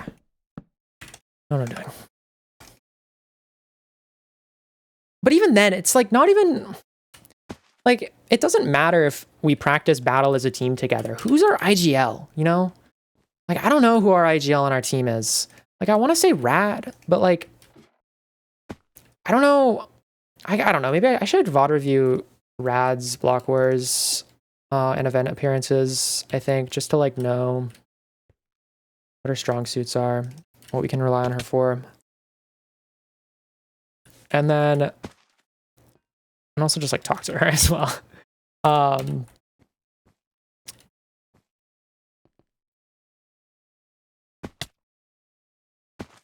Then like, I don't know. Yeah, Fyro I think is definitely, it's probably Fyro for IGL in battle, right? Like, I feel like Fyro is like an IGL kind of person. But then again, maybe it's like Cube, you know? Cube is off tank? What does that mean? Offensive tank?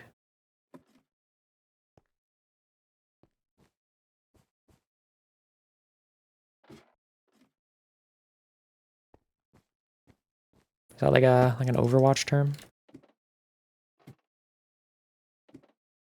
That's another thing. Like, I don't play any of the games that like I've never played a MOBA. Off tank is an Overwatch role? Yeah. I've never like actually, like I've played Overwatch, but I haven't like actually played Overwatch, you know? I haven't actually played a MOBA. I haven't seriously played any tax shooter or really like any super strategy heavy game. Seriously, at least. Like, not bad at chess, but I don't think that's applicable. And so it's just like,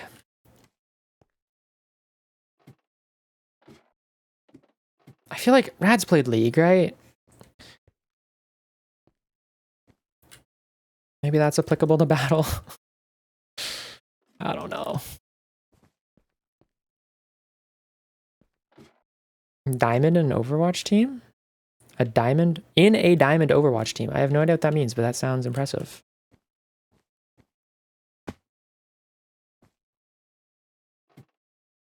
Punching like 300 elo above your weight? That's sick. Yeah, it makes such a big difference. Like, that's the thing. If we have a really good IGL, really good comms, really good, we all know the strategy and like Emerald elo. Okay. No, that's cool.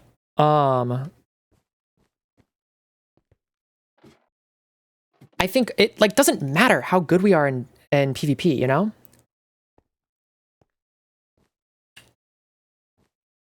Like, it doesn't matter. Everyone's good at PvP. In this event. Like, everyone knows how to kill blazes.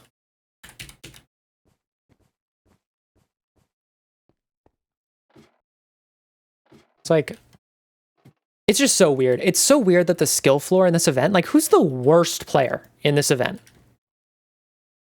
that we know of? Like, maybe it's, no, I probably shouldn't say names. Maybe it's someone who just hasn't, it's probably just someone who hasn't played in an event, right? Someone who hasn't played in an event, hasn't really done anything outside of speedrunning.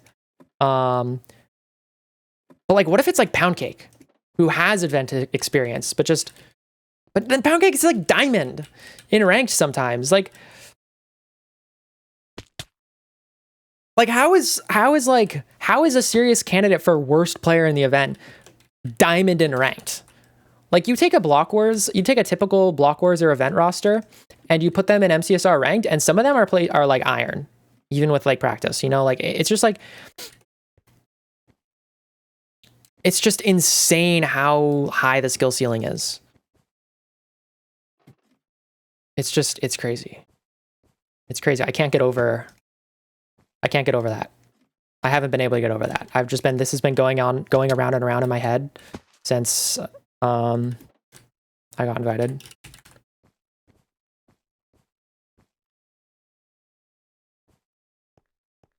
I don't know, Fox. I haven't seen him around in a long time, but I do not think he is going to be even close to the worst player. Wasn't he like top 100 or something? Like, was he a 2-digit in OSU? Like, that's just, if you're that good at video games, it doesn't matter.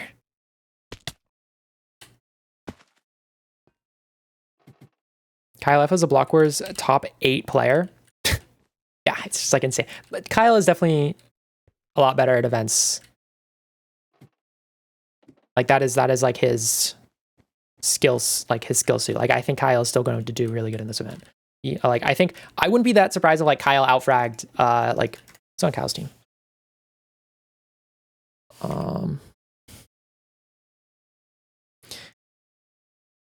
Honestly, like Kyle and Infume are like pretty close, right? In events, like, where's the elo? Let me get the event elo. I mean, obviously, Infume is like really,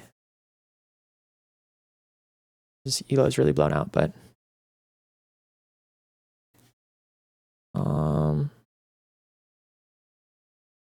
where's Kyle? Did I skip him? Is Kyle not top 50?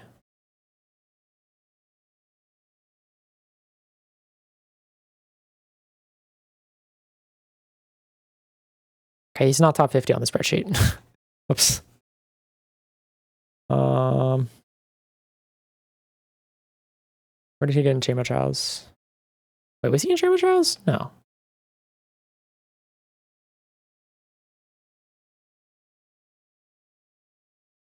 Is there? Okay.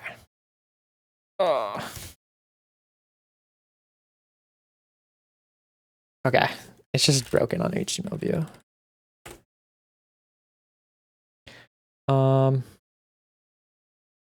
Does this help? I mean, that would help, but I want to find it on this spreadsheet. Oops.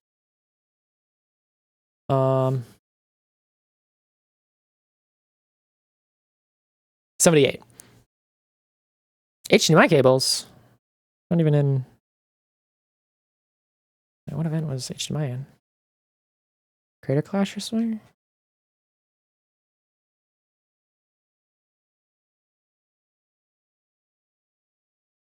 KG2.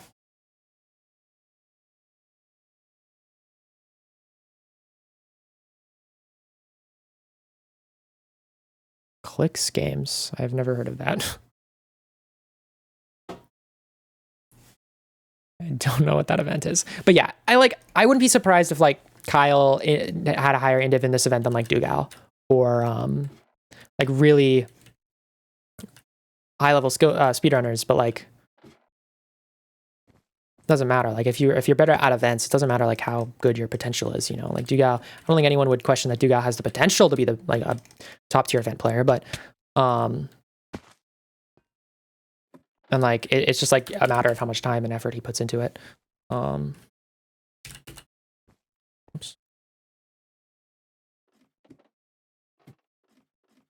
Dude, I need to like not be on the first part of this map for an hour.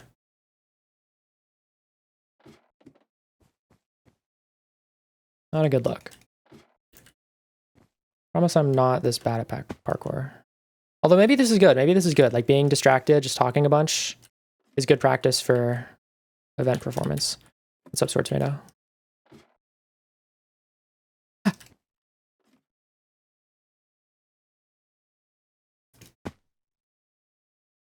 That's like the one thing I'm really worried about is nerves. Because like, I don't know. I think if I prepare a lot, I just like won't get nervous. If I know exactly what I'm doing, right? If I'm like an authority on stuff, then like surely I just like won't get nervous, right? But if I get really nervy, I will just play a lot worse and make stupid mistakes, and I'm pretty scared about that. Mistakes like that.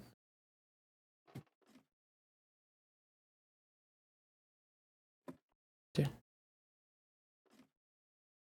Pretty close to the checkpoint up there. Thank you. Oh, I like, okay. No, I'm locking in. I'm locking in.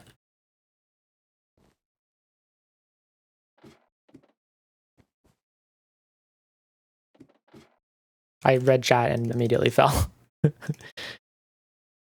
Yeah. I have so little Minecraft event experience. Like, what events have I played in? Like, the only one I can think of is like Meta Nerves. That's actually funny. I played in couples counseling with Doog, and I did really bad, largely because of nerves and also just being bad.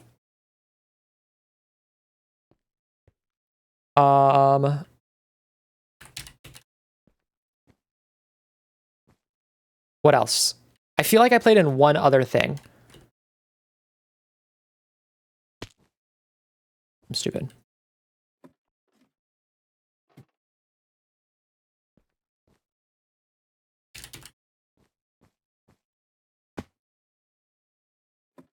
I can't think of it though. Might have just been couples counseling for Minecraft events. Hold on, let me look through my Discords. Maybe I'm still in a server. I've never left a server.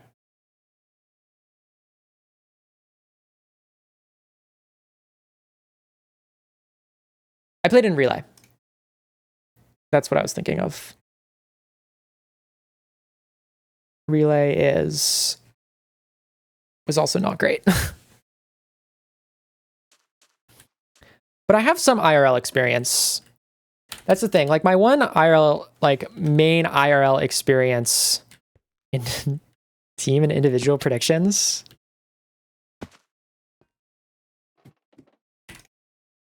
Okay. Does anyone have a tier maker link?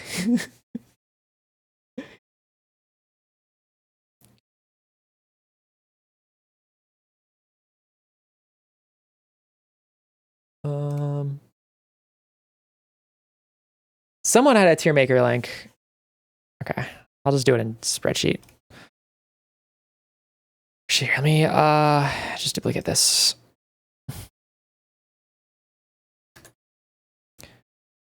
Here, I'll do like I'm gonna do individual rankings. I'm not gonna do a team pred. It's because I have no idea. I think okay. Feinberg's just objectively the best player in the event, right? Like, there's no one else that's close to Feinberg, right? Like, Silver is pretty good compared to Feinberg, but just Feinberg is just like, I think I just have to put Feinberg at the top. I don't think Silver outfrags Feinberg in this event, but Silver just has to be second, I think, right? I mean, who else?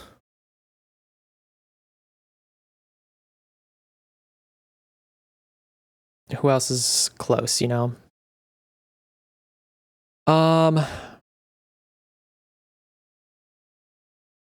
Infume, rank him lower. Yeah. Infume. Where is Fruit? I feel like Fruit's pretty high up too. Here, I'm gonna do rank S. Feinberg's the only S tier in the event. In this event. A. I don't know. I don't even know where Fruit normally lands. I'm not gonna look anything up. I'm just going off vibes right now. That's what I'm doing. Here, I'm gonna do this so it's like centered.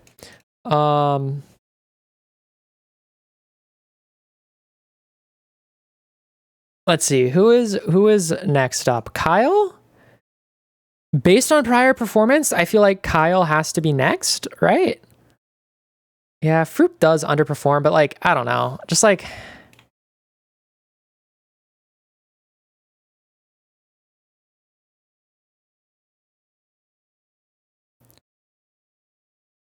I don't know. I feel like Hacks? Yeah. Hacks is definitely up there. Hacks. Maybe I'll put Fruit here. Maybe Fruit's like the beginning of B tier. I don't know. So the thing with Doog, I have no idea. No one has any idea how Doog's gonna do. Like, obviously Doog is good, right? But Doog is good. Like, let's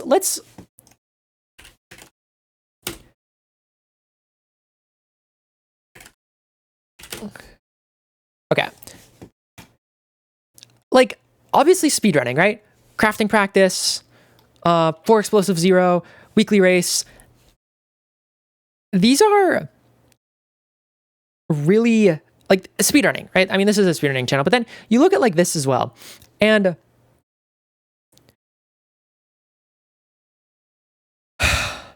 like, I don't know how, like, Bed Wars is like, his Bed Wars experience is probably the most applicable to events, right? And so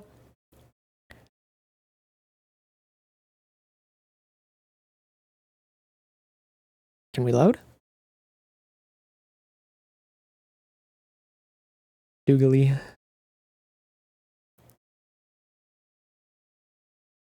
Oh, fireball boost. It's funny.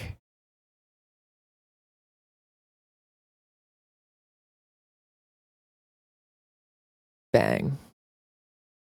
No, get the bad.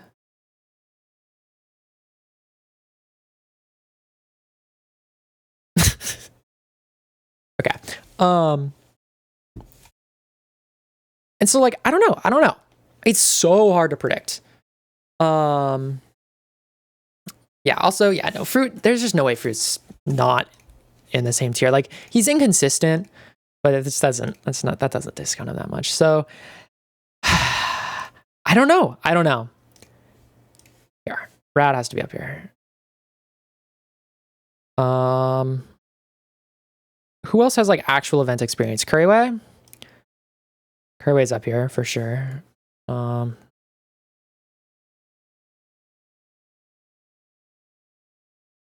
Fulham has previous experience and Recrap does.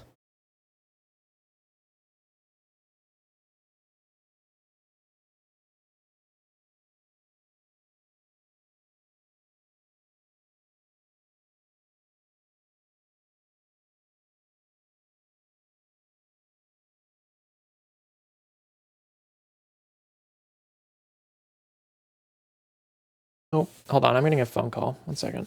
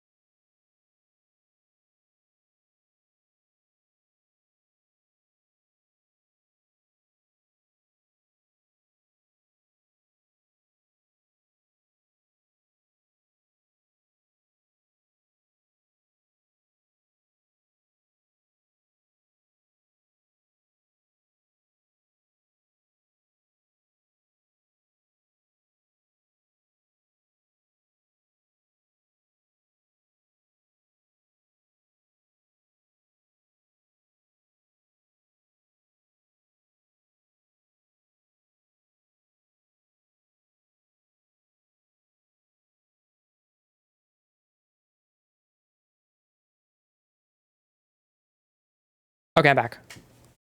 Sorry about that.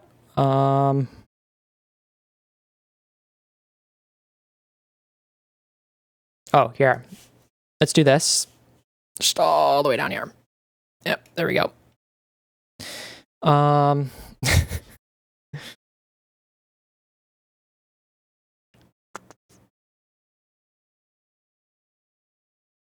Monkey could do really good. 300 pings is like bad, but like for a lot of the games, like let's look at the games. Like ping doesn't. I mean, ping matters for all the games, but it also doesn't really matter for all the games. Like Blitz Hunt. I mean, I don't know. It does actually matter for quite a few of the games. It doesn't really matter for. It matters for half of Party. It doesn't really matter for. No, it matters for Trailblazers with the Elytra quite a bit. Not for Parkour Dropper though. So like Trailblazers is probably the least affected. Overspleef, yeah. Yeah, no, ping is pretty important, isn't it? It's not really important for Tomb Titans. Ra has really good potential. I think he does too. I think if he puts in a little bit of work, he could do really well. I don't know if he will. I hope he does. Recrap. I don't know what his previous event experience is, but I'm pretty sure he's played in a lot of events. So I'm gonna put him up here.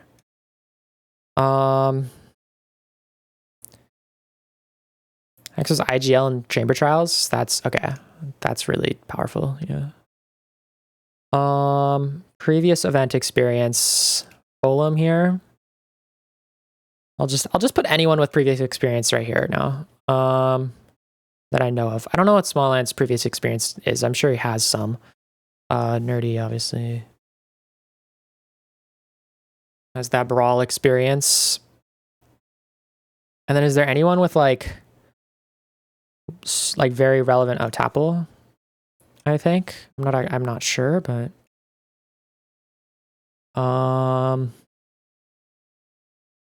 Eric. Pound cake. What's up, Saber Knight?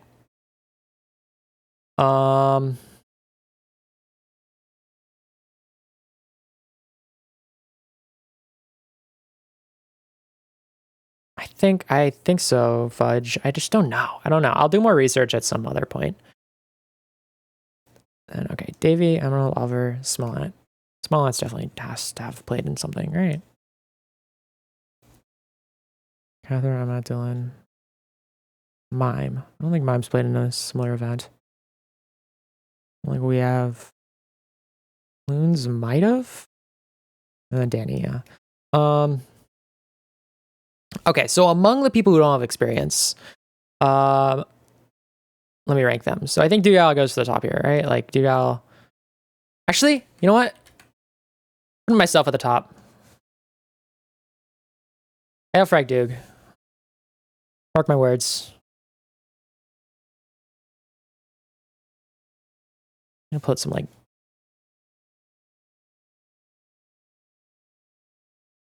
Dude, I'm lost. Yeah. Okay, I'm just gonna.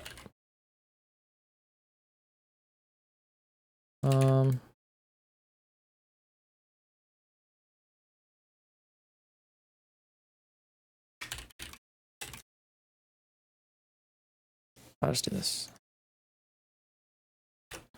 Okay. Dug is very good. Dug is probably the best player with no experience. For sure. Oh, it's so hard. I feel like I want to put Emerald really high. Yeah, I think I'm gonna put Emerald really high up here. Emerald, I feel like has so much potential. Especially because like he has like kind of like not super relevant, but like he does have kind of relevant experience. Same thing with Davy. Oh, Smallland. Yeah, Smallland's played. Okay.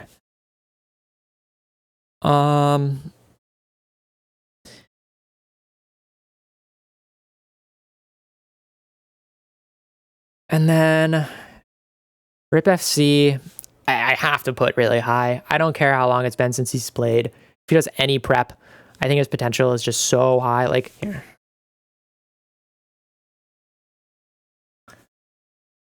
Like, actually, probably shouldn't show this. Without clicking.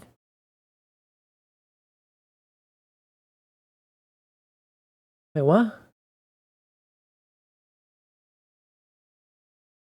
4-digit. 4-digit Osu. Okay, wait, I thought he was higher. But 4-digit Osu is still crazy. What was his peak? How do you see, can you see peak rank on Osu?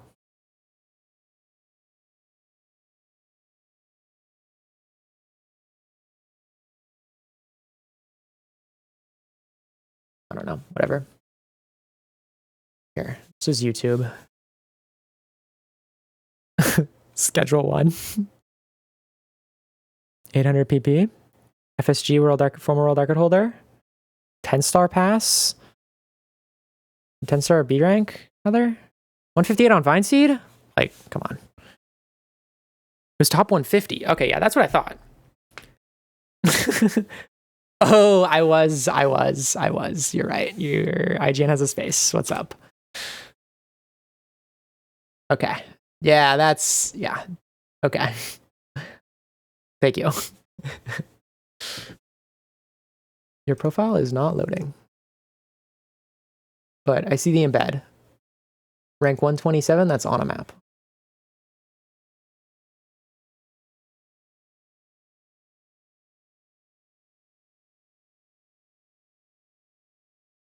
Okay, whatever. I have high hopes for you in this event. I just, as you can see, just like, I mean, I think of the players with no event experience, it's just, I don't know. I think of like players who have like extremely high level, like competitive experience are just going to be able to excel in any other competitive environment. It's like Tom Brady is a top tier golfer or whatever, like that kind of thing, you know? It doesn't really like, yeah, I put myself at the top. I don't know how realistic this is, but like my goal just has to be first in div. Like I will be like, for every person individually ranked higher than me, I will be disappointed. I will be disappointed if my team does not come in first. I will be disappointed if my team does not win. Like maybe not that disappointed, but that just has to be my goal. I have to like strive for that. And like, I don't know. I think I'm working towards it. Okay, beef is definitely up here. Aquacord is definitely up here. Mime? I feel like Mime has to be up here. What's my team? Purple Phantoms. I'm a Phantom. Cube, Fyro, Oxy, me, Rad.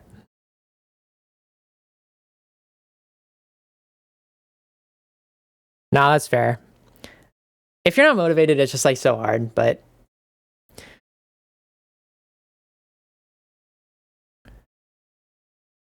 what do you mean, oh hell nah, Ruble? Good team. Okay, that's a good team. Yeah. I mean, okay, here, all the teams. Like, just looking at the teams. Raoul, Beef, Mongi, Drip, Hacks.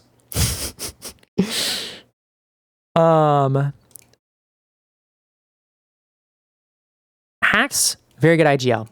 Raoul, Beef, Mongi, Drip all have excellent mechanics, right? This entire team is very skilled mechanically. Hacks is good IGL. I think they'll do very good in games Hacks can lead them in. I'm skeptical of their performance in games that are more individual based.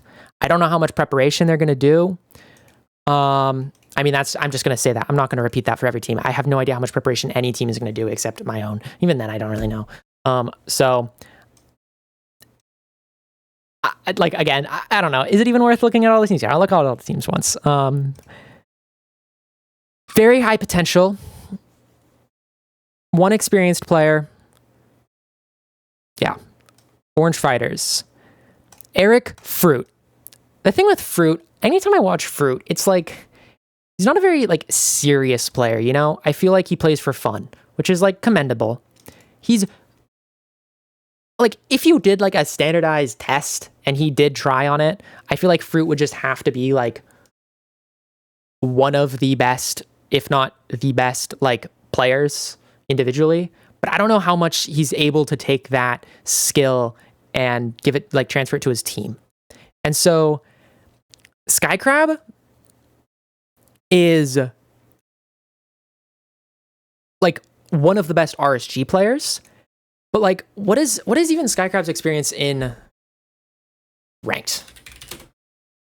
Like, like, you see the times, 949 average, 1910 here, 1049. Okay, so no, he is a top tier ranked player as well when he plays. But, like,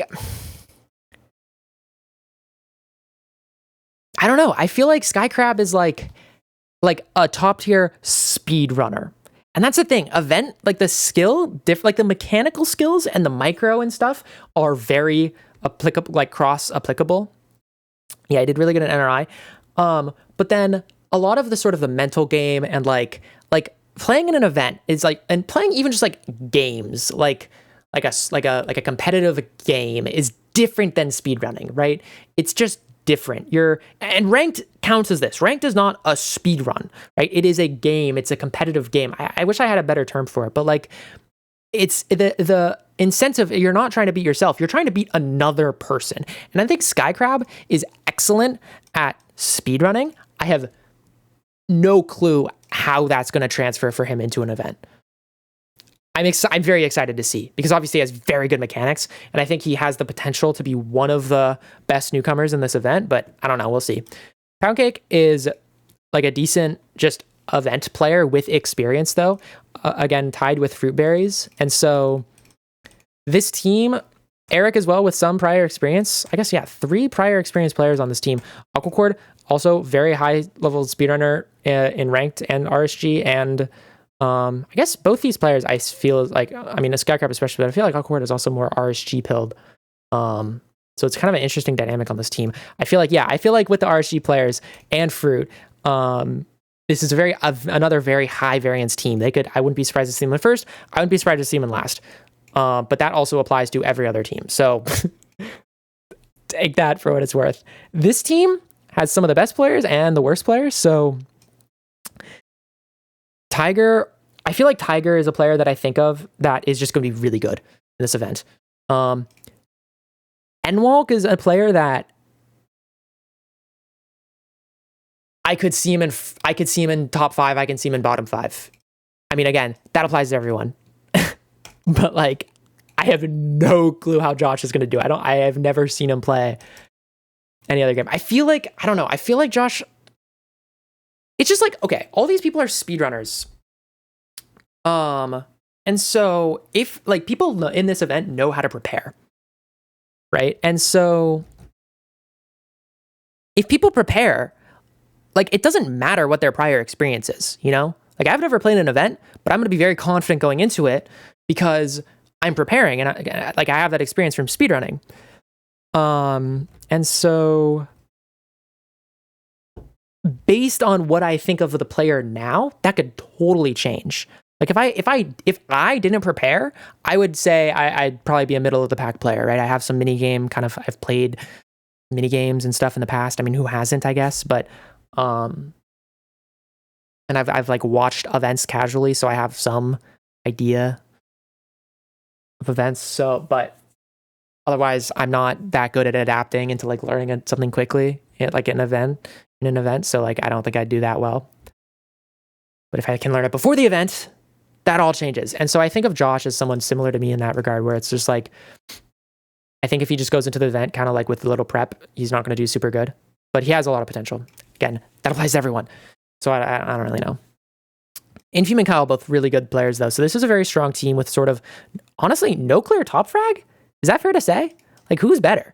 Like, Infume on paper, I think, is better from his recent performance, but Kyle has a lot more experience and is a solid top player in previous BLOCKWARS events. So like, Infume and Kyle will be underrated as a duo because Kyle is low-key in S tier in BLOCKWARS. Yeah, that's what I'm thinking. I think this duo is very powerful, but I feel like Tiger is solid, like very solid as well. But I don't know. Like this team is going to have some, this is going to be a fun team to watch as well. The Danny, Infume, Kyle trio, like content wise, is going to be great. Moving on. Green Giants. I need to let me just do this.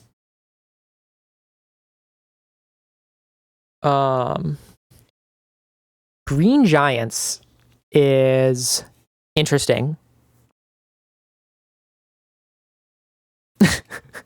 Silver is just probably second best player in the event, right? Like, I don't see how he isn't.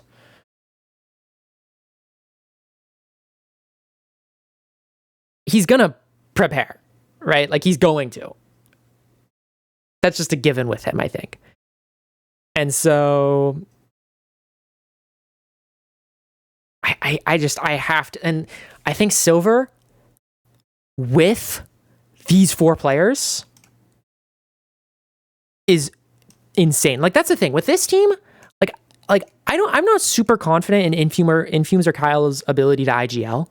And then I'm not super confident of Danny's, Josh's, or Tiger's ability to follow an IGL effectively, right? Like, the team, each individual player is like, these have 2 very good individual players on this team. But like, I don't see Danny as someone, like, I couldn't ever imagine Danny on like attack shooter team, like playing like CS and listening to an IGL and following comms and like that. She's just not that kind of person, right? I could not imagine Infume being an IGL or Kyle being an IGL in those kinds of games. Maybe I'm just not informed, right? But like this is my very surface level impression of these people. And so, but on this team, Green Giants, dude, I could imagine this as like a pro CS team, like just personality wise. Silver, I guess, I don't know. It's weird because like, I feel like 4 of these players could IGL. Like, sorry, Albert. I feel like any of these players could be super effective IGLs. I don't know who's going to end up IGLing. I wouldn't be surprised if Davey or Emerald IGLs. I don't know. I feel like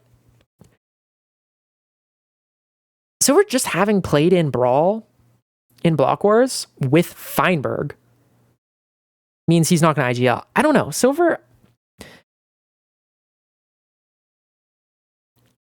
I don't know. I don't know what the team dynamic is going to be, but I know it's going to be good, you know? And like, even like Oliver as like, rounding out the team here, I think he is very much going to be able to be a team player, you know? Like, I think like you look at a lot of like bottom frags, and they're the thing that makes them bad is that they're not able to like listen and to play with the team, right? They're kind of just doing their own thing. They don't really understand. Does not apply to Oliver, right? And so even if like mechanically he struggles on a game or like there's like in battle, I don't think Oliver is going to be a clear bottom frag, you know, on the team. Like it could be any one of these players depending on how it plays out, right? So Green Giants probably the strongest in like team. Looking at it, just Davey Emerald Silver is just an incredible trio. And then the fact that Smallant is not part of the top part of the team is ridiculous. I mean, again, it just applies to every team in this event. Aqua Archers is similar. Like Tapple, Rekrap, Kuriwe.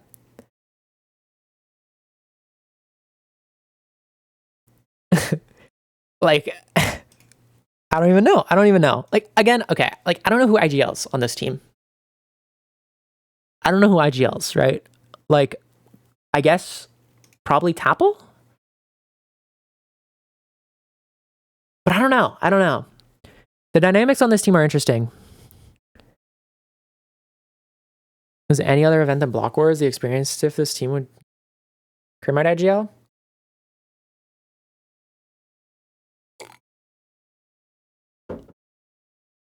I feel like Curry doesn't strike me as like an IGL kind of person. In the context of like a battle. Like, I don't know, what even are the games? Like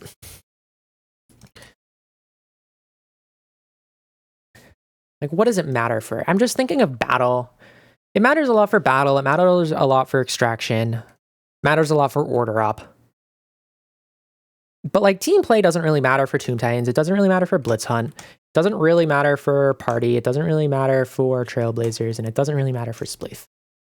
And so like the sum of the individual performances are more important than the team performance. Just looking at these games. To qualify that statement, I don't know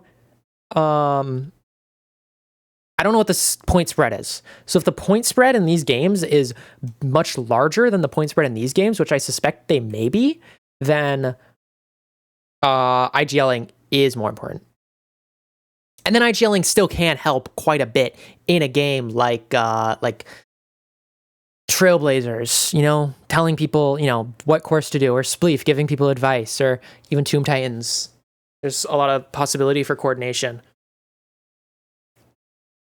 Battle, Order Up, and Extraction are the 3 biggest point gap games. That makes sense, yeah, because if you go like 0 for 8 in Extraction, you get basically no points. Like it's pretty bad. Like what is the I close my thing. I'm not gonna check, but yeah, no, the scoring is pretty rough there. So yeah, this team as well, like, and then Nerdy as like not even part of the trio on the team is crazy. Game order matters a lot. That's true. I haven't thought about game order at all.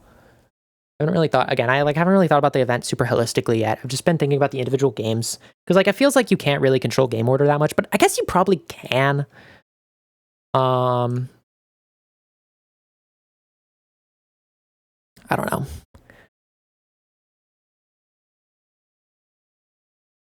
And then I have no idea how Catherine's going to do. I'm not super familiar. I mean, I know Catherine plays AA. And so definitely has that capacity for, you know, the mental game.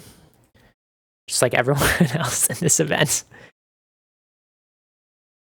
If you had a few select items, you can swing a game out of being voted. That's a good point. Yeah, I need to think about game order and picking games and stuff.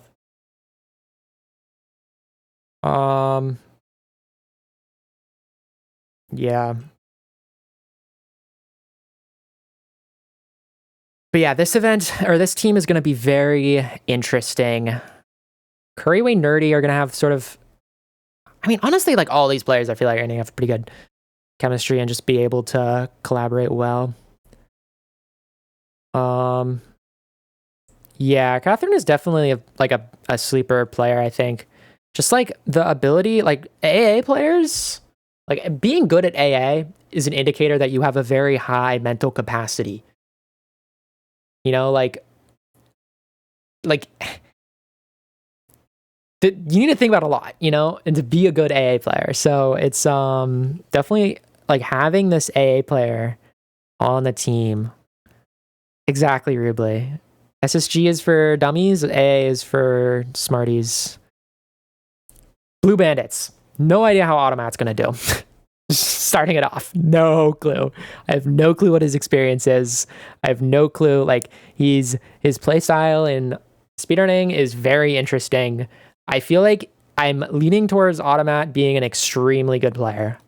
If he does a bit of VOD review, if he practices, I think Automat could be extremely good.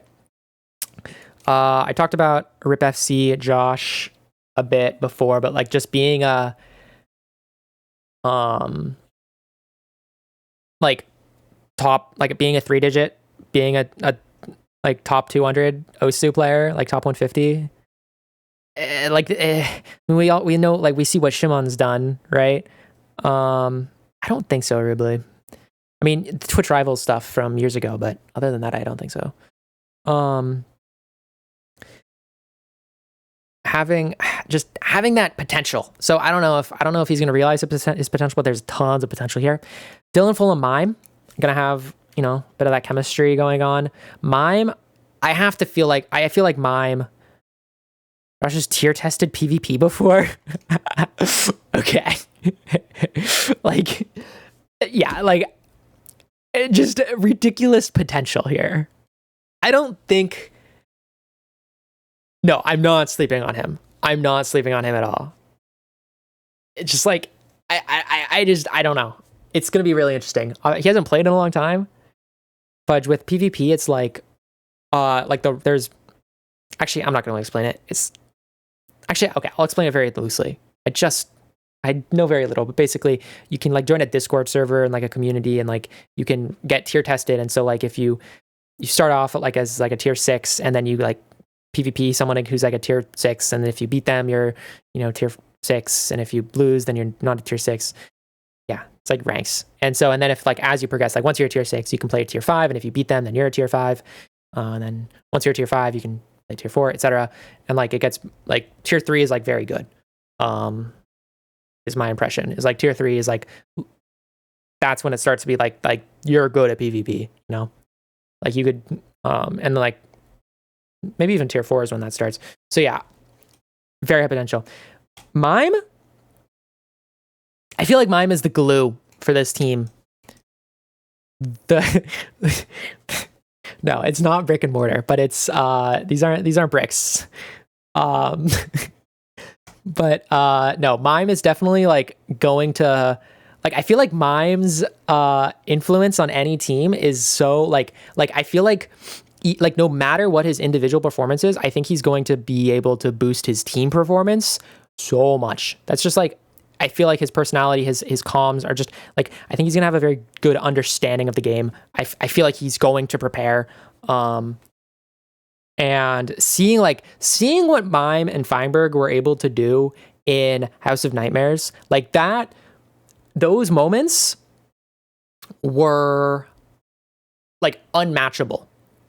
Obviously he's not with Feinberg here, but I think he could do something similar with any of these players, honestly. And yeah, I don't know. I think like order up, like no, this team in order up, dude, Mime is gonna make like a like a flowchart and a spreadsheet and like do simulations and analyze order up so much. I feel like this. I think this team. I hope like yeah, this is gonna be amazing. This is gonna be amazing. I don't know. Like Dylan, Josh, Mime, and Automat. Actually, I don't know about Automat, but Dylan, Josh, and Mime. Mime is also really good at PvP. Like, hold on. Out spreadsheet Mime. I'll try. I think I probably am in the lead right now. Actually, map. Can I just do map? Dude, I don't know any of the commands. Did I say PvP? I meant parkour. I'm sorry. Where is the... Oh, it's just slash leaderboard. Slash leaderboard, maps, times, Hall of Fame? Yeah. Hall of Fame here. This is hardcore on minor. It's how you get the green rank. And it involves a lot of parkour, but also mazes and like puzzles. I haven't done it, so I don't know for sure. But yeah, you can see Silver, Mime, Feinberg have the world record time. 2 days and 4 hours and about 18 hours. And Mime is up there. Like Mime is very good at parkour and is like a minor player. And okay, thank you, Crow. I'm in the lead then. I hope I'm in the lead. Look at all these freaking spreadsheets. Yeah, so I feel like this is gonna be a very good team, you know? Maybe play a maze. Mazes are so hard. Nah, maze tack on minor is unhinged. Like, knock... I don't know if he's published this, so I won't talk about it, but it's, it's unhinged. So yeah, individually, Mime is extremely good at parkour, good at PvP. Dylan and Fulham. Dylan's very good at PvP. Dylan is a very good individual player as well. Yeah, wait, I didn't even think about that. Dylan is an extremely skilled individual player, along with Josh. Like, yeah, no, this is a really good team. This is very well-rounded. This is definitely, I think, the most well-rounded team in the event. Like, I don't know who the bottom frag on this team is. Honestly, any player on this team could be the bottom frag. Like, I guess you could say Fulham. Maybe? But Fulham has a bunch of experience and he's not bad. Like, who is the worst player on this team? This is a very, like, flat team. This is actually going to be really interesting. Dude, I'm going to watch every single VOD, I think, for this event. After. I'm so interested. Yeah, Dylan is one of, like, a super high-level ice boater. Fulham hasn't played in an event in a long time. Okay. Automat. Is Nat good? Nat? Natural? Not? Purposely both generalist? Naturally? Yeah. Okay, I see what you mean. Yeah, exactly. Like, this is like a squad. Like, this is like... If I'm going to war, and this is like the squad I'm comfortable, you know? Like, this is like a special forces Green Beret team here. Like, they're like what are the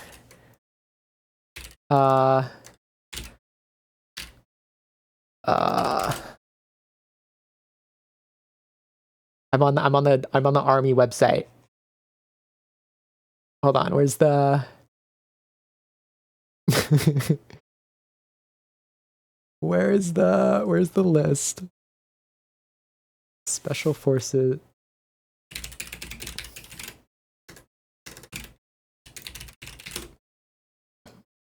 Oh, it's MOFs. Or is it just on this website? whatever. I'm not going to show this. You already made you really put what basically the point I'm trying to make is like these players are all very, very good at their like different things. And I think if they can work together well, this team also has a very good chance. I think, honestly, thinking about this team-wise, this Blue Bandits is second to Green Giants. Just looking at the teams. Just a very good team. Very solid team. Okay, Phantoms. My team. Rad, very good event player. Lots of prior experience.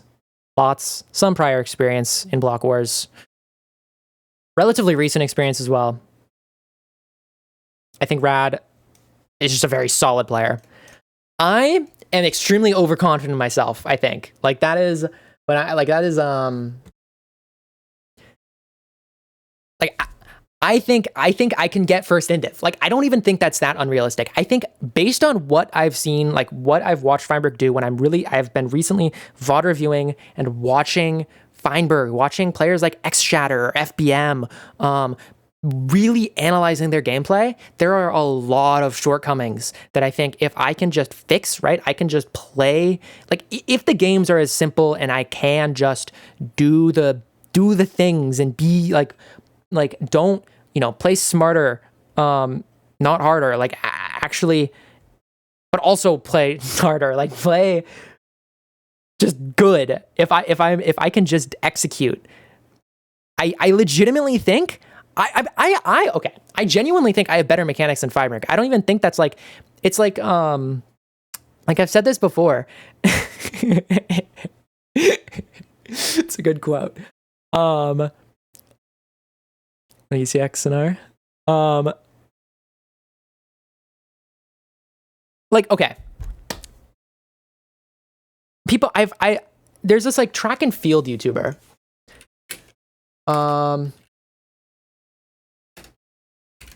What is it? Jumpman 12?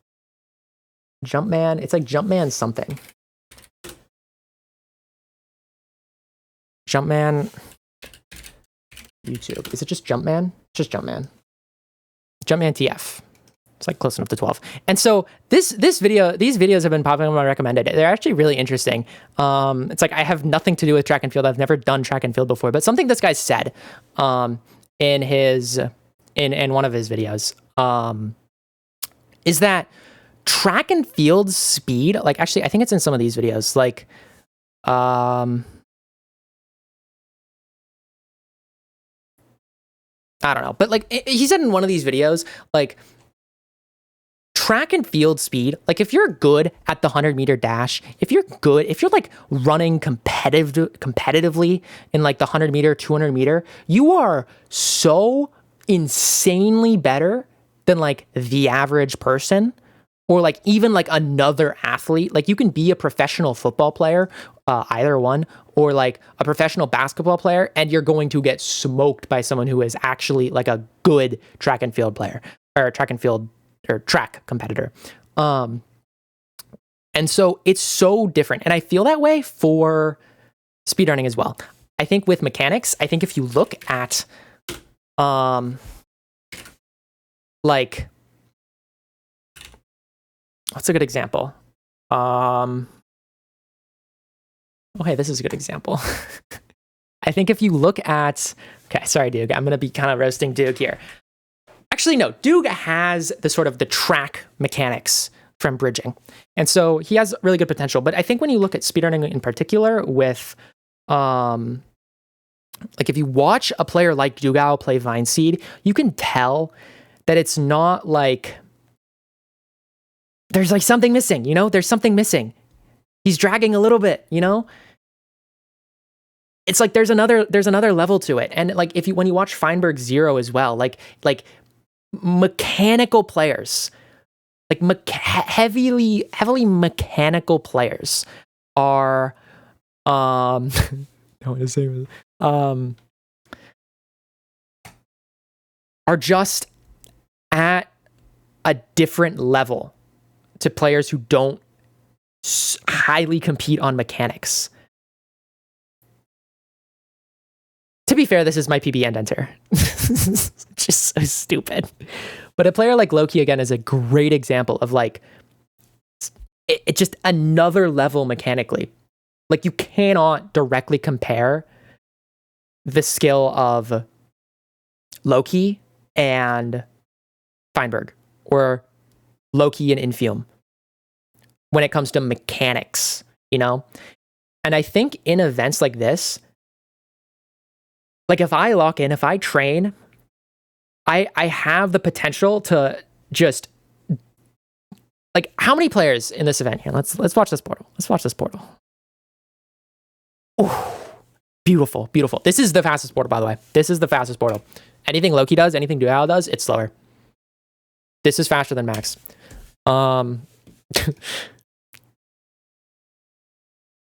Let's watch some Loki. Oh, it's beautiful. It's beautiful.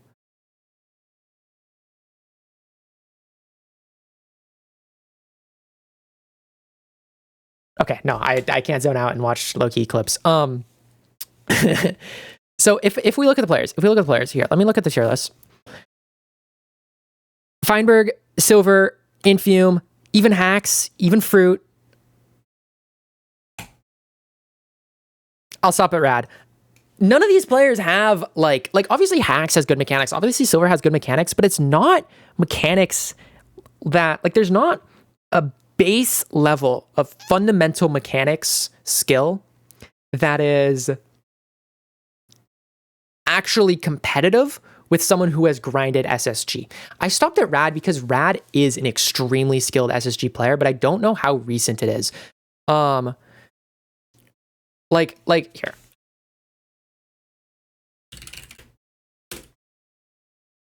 I can't Google Rad on or show Rads. Where is? I'm glad I didn't. Here.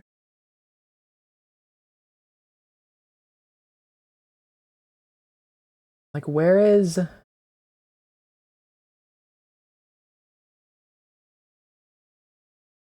wait. Let me do this.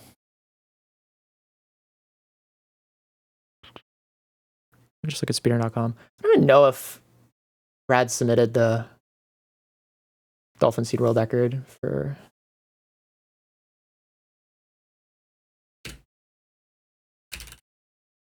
Rattles.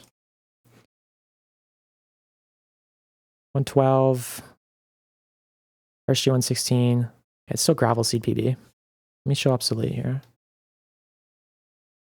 116.1, 116.1, 116.1.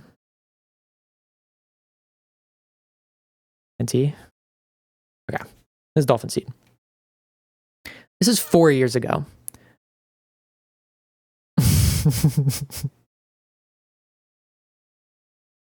Intro. Wait, no, this is Taiga. Wait, is it Taiga or Dolphin?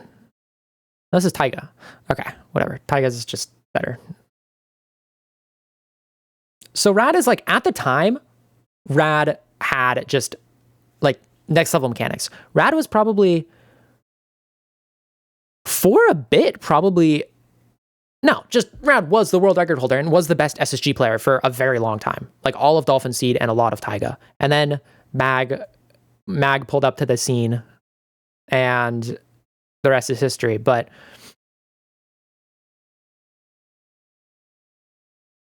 let's watch this portal. Oh, Taiga Seed portals, beautiful. So Rad is also very good mechanically, you know? But it's, I don't know if Rad's stressed the mechanics recently. What was I saying? So yeah, I don't know. I think I do have the potential to be first in div based on that. That's the thing is though. Okay, yeah, let's look at what games are mechanical. Trailblazers. But not really. Like you can make the argument that Trailblazers are battle or extraction. My point is that if I can hyperanalyze the micro, right? Because micro being like good at SSG isn't technically just mechanics. It's also micro and like knowing what to execute is an extremely important skill. And there's a lot of games where like Extraction, just being good with that crossbow is really good, and I've practiced that a lot already. And it's stuff like Extraction, you can get a pretty massive advantage. Is it more or less important than positioning and team play and comms? Maybe not, but it's close. More so than macro versus micro is in speedrunning or something I game in order up. So yeah, I don't know. Thanks, Trouble Gang. And so yeah, Fyro, willing to practice, extremely good, like Twitch, like sort of older Twitch Rivals events, also just very good speedrunner and like just smart player, AA, most percent. Like Fyro has a lot of potential, and even like without the potential, I think Fyro would just do very good in an event. I don't really know about Cuba Roxy, but again, them both being AA players is a very good sign, right? If you can play AA well, order up is not hard. Like, you know, it's not like order up is one of the more complicated games. Tomb Titans is also pretty complicated. You can hold that in your working memory and know the strategies, and if you do a little bit of practice, a little bit of VOD review. I know, Replay, it's perfect. AA, SSG, AA, SSG. It's beautiful. I thought about that, yeah. You just wish you were in this? Yeah, I know. I wish you were, Fudge. I feel like you were like, you would have been top 50 on the invite list. Cause like, if I look at the player list, let me look at the player list, because Feinberg posted the player list before the teams. And I feel like the order of this list is, dude, I can't copy it. Copy text.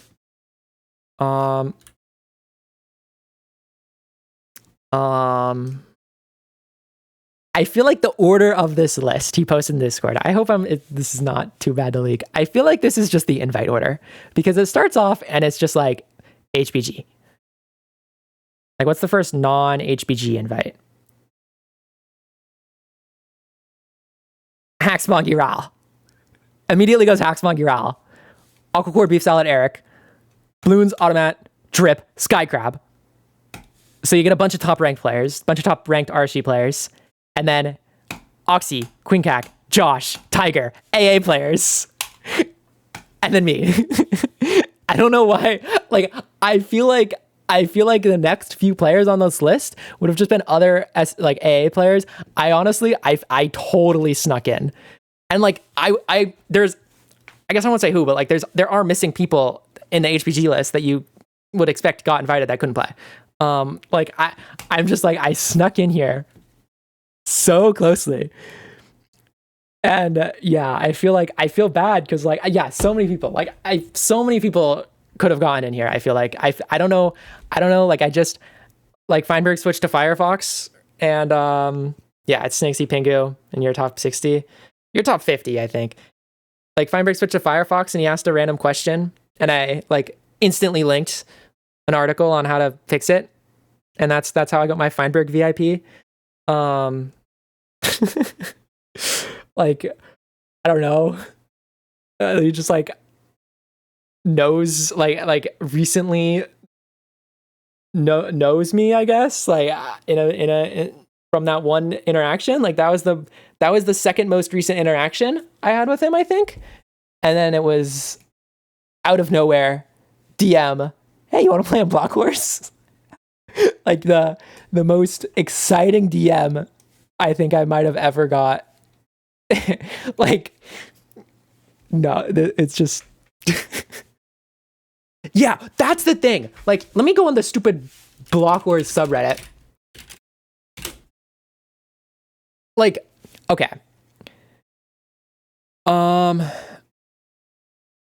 Predictions. These are actually really good predictions. This is actually, okay, this one post is actually super good. Like, any of these players, like, all these players should have gotten invited. Like, this person knows. No one knows. This person knows. But then in the comments, actually, let me get the comments of the other post.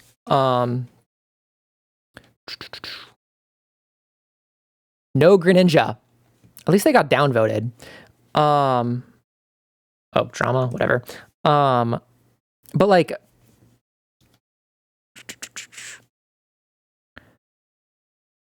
Feinberg teams. Feinberg made the teams. I had no involvement. No one knows it's actually an MCSR. Yeah.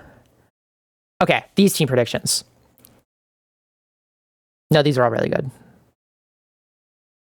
What is the end goal of life? To get first in Div in Block Wars. That's all I can think of now.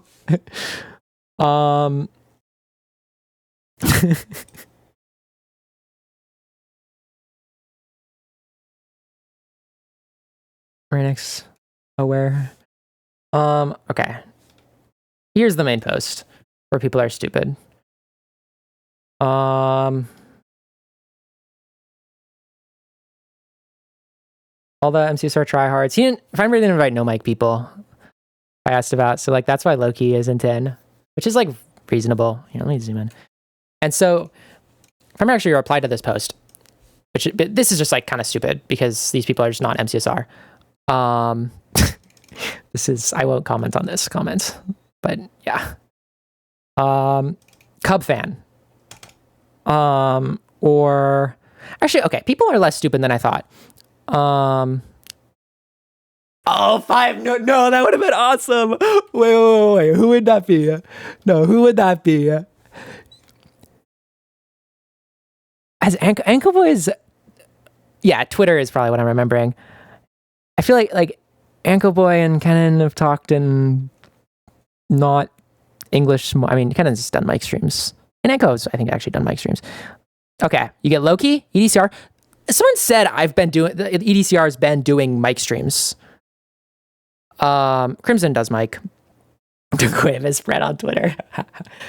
But I checked EDCR's VODs and I did not see any mic streams, so I don't know.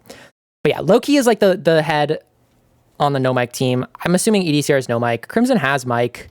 There's not as many no mic players anymore. Crowpro is a good one. I don't think Crowpro has ever been on mic that I know of. Toph and Carter. It's like, yeah, you have Carter and MCSR, right? This is, I mean, yeah. Carter had mic for draft. Yeah. I mean, Crowpro is no mic, like Loki's been on mic for so as well. NHB maybe. I feel like NHB it's never really been on mic. V-Strid.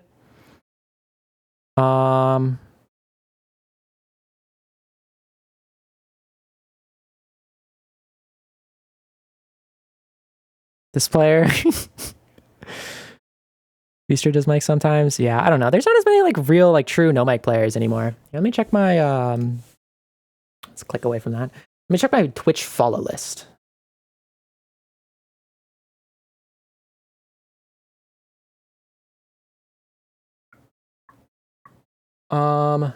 Let's see. You could get, there's like Bloopy. 7-6, kind of a sleeper pick. Boyan's done mic. Unsort Tomato.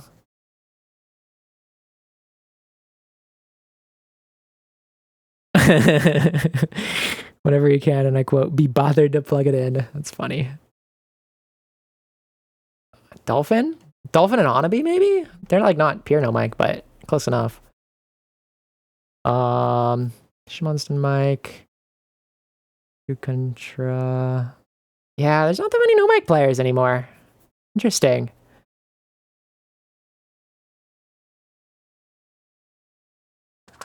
But yeah, the Twitter, I'm not going to show Twitter on stream. Nah. Oh.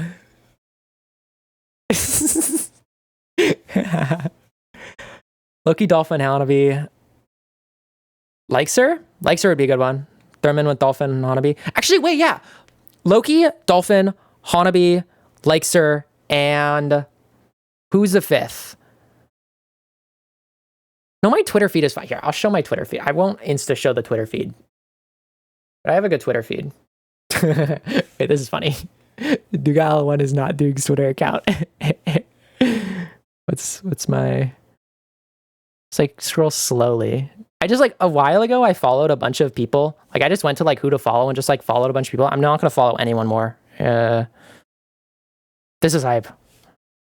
I'm excited for this. The stupidest Twitter threads? Nah, it's fine. It's fine. Johan Feinberg. Time to carry. No, anyways. Yeah. Where was I? Oh yeah, teams. Okay. I talked about my team enough, I think. Pink team. This is the final team.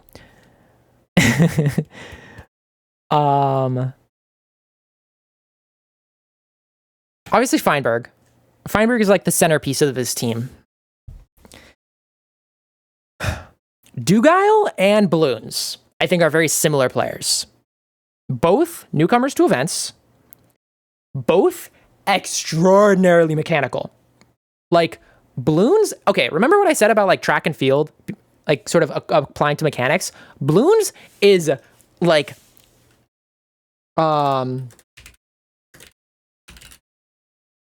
like the epitome of this, I feel like. Balloons has insanely high level specialized mechanics for speed building.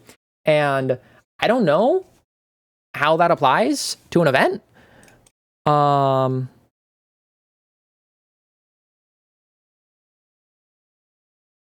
16-minute video. How have I never watched this? This is 7 years old. Dude, oh, the Hypic or the Mindplex lobby. Oh, the nostalgia. Yeah, no construction is so sad.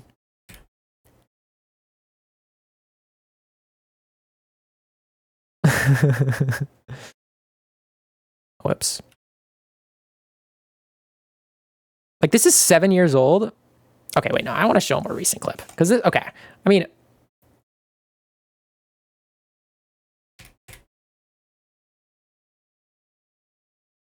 Dude. When the Guardian is judging. Okay, just like, okay, watch this. Watch this build. Like, there's so many blocks. There's stairs. It's like a hard build. Okay, this is not that impressive, but this is 7 years ago. Hold on, let me find a more recent clip. Really, we have some speed builders. Oh, perfect. This is construction.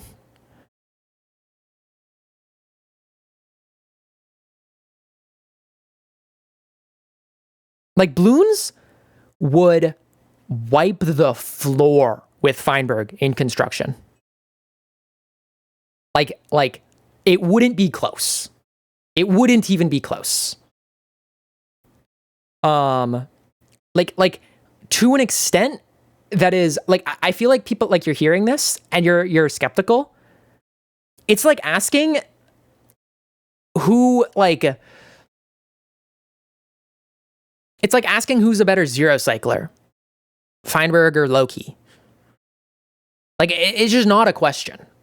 I think, and that's not to say Feinberg's bad, right? Feinberg's one of the best construction players that's ever been able to play it. Or Feinberg is the best construction player that's ever been able to play it, right?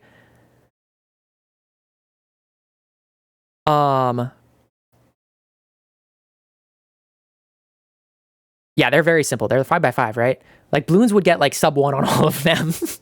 Like, it would just be like, and so, yeah, I think a lot of players, myself included, have some of these really specialized skills, but insanely high level, that are to the point that unless you are actually grinding these specific skills, these specific things, you just can't compete. And Bloons for speed building is like that. Now, there's no construction. Like, dude, it's just beautiful. Like, what games would this even apply to? It's like none of them. Like, just none of them. None of them. It's so sad. But it's an indicator, at least, of, you know, having that potential. Dugao, obviously, everyone's familiar with Dugao. It's very similar. I mean, similar story to Bloons as well. Like, just extremely highly level, specialized for bridging. Doesn't really apply at all in MCSR, or not MCSR, in events. Like, there's nothing you can do. I mean, there's obstacles, I guess, but that's a small, insignificant part of Trailblazers. Obviously, Obviously, Dugao is good and other things, but yeah. Bully and Spectre. Yeah, Bloons is smart. He's also just a very high level player. Similar thing to like Rip FC, similar thing to just Feinberg or Dugao, where it's just like they're good at one thing, they can get good at another thing, you know. Bully and Spectre are rounding out this team for sure. I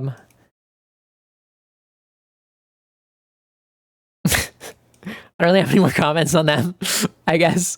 So this is an interesting team. It's mostly the Dugao Feinberg pairing that's very interesting. Could be overpowered, could be kind of insignificant. Depends how much Dugao wants. I don't think this team is going to practice at all. I don't think any player on this team is going to do an ounce of practice or an ounce of preparing. So I don't think they're actually going to do that good, because I think a lot of teams will. Obviously, my team will. I think Blue Bandits will. Green Giants will. And so I don't think they're actually going to do that good. I think this is kind of like the FB trio of this event, you know, where it's like you get these insanely good players, you get this interesting pairing, but it's not actually going to be that competitive. Okay, so let's go back to the tier list now. And out of the hasn't played players, I gotta put Fyro up here, right? Yeah. Gotta put Fyro up there. I gotta put Bloons up here as well.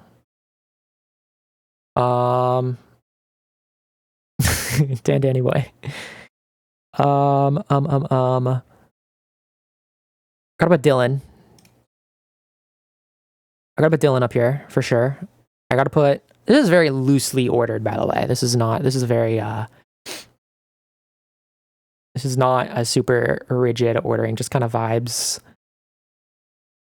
And for these players, I just don't know. I just don't know. These players, actually, no, I do know for Automat. Automat's good. Automat's gonna be up here. Now for these players, I don't know. I think it's kind of impossible to say. Just like a lot of these players have the potential to lock in. I think a lot of these players have the potential to lock out. Actually, Tiger, I don't know. Is Tiger in this tier? I don't know. I'll go back and so yeah, this is my very rough like tier list that it's like separated as well. Like this is very rough tier list here. Like, let me look at this more. No, I don't. Okay, I don't necessarily think I'm gonna get first in div.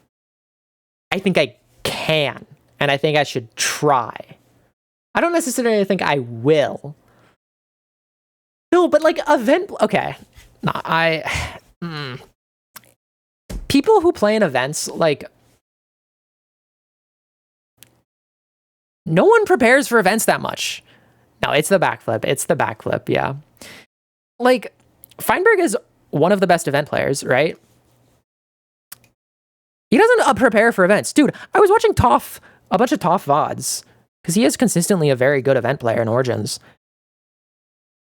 He sucks in so many situations, and he just like randomly dies in like Tomb Titans, and he's like mechanical and like kind of event smart, but just like not actually that good of a player.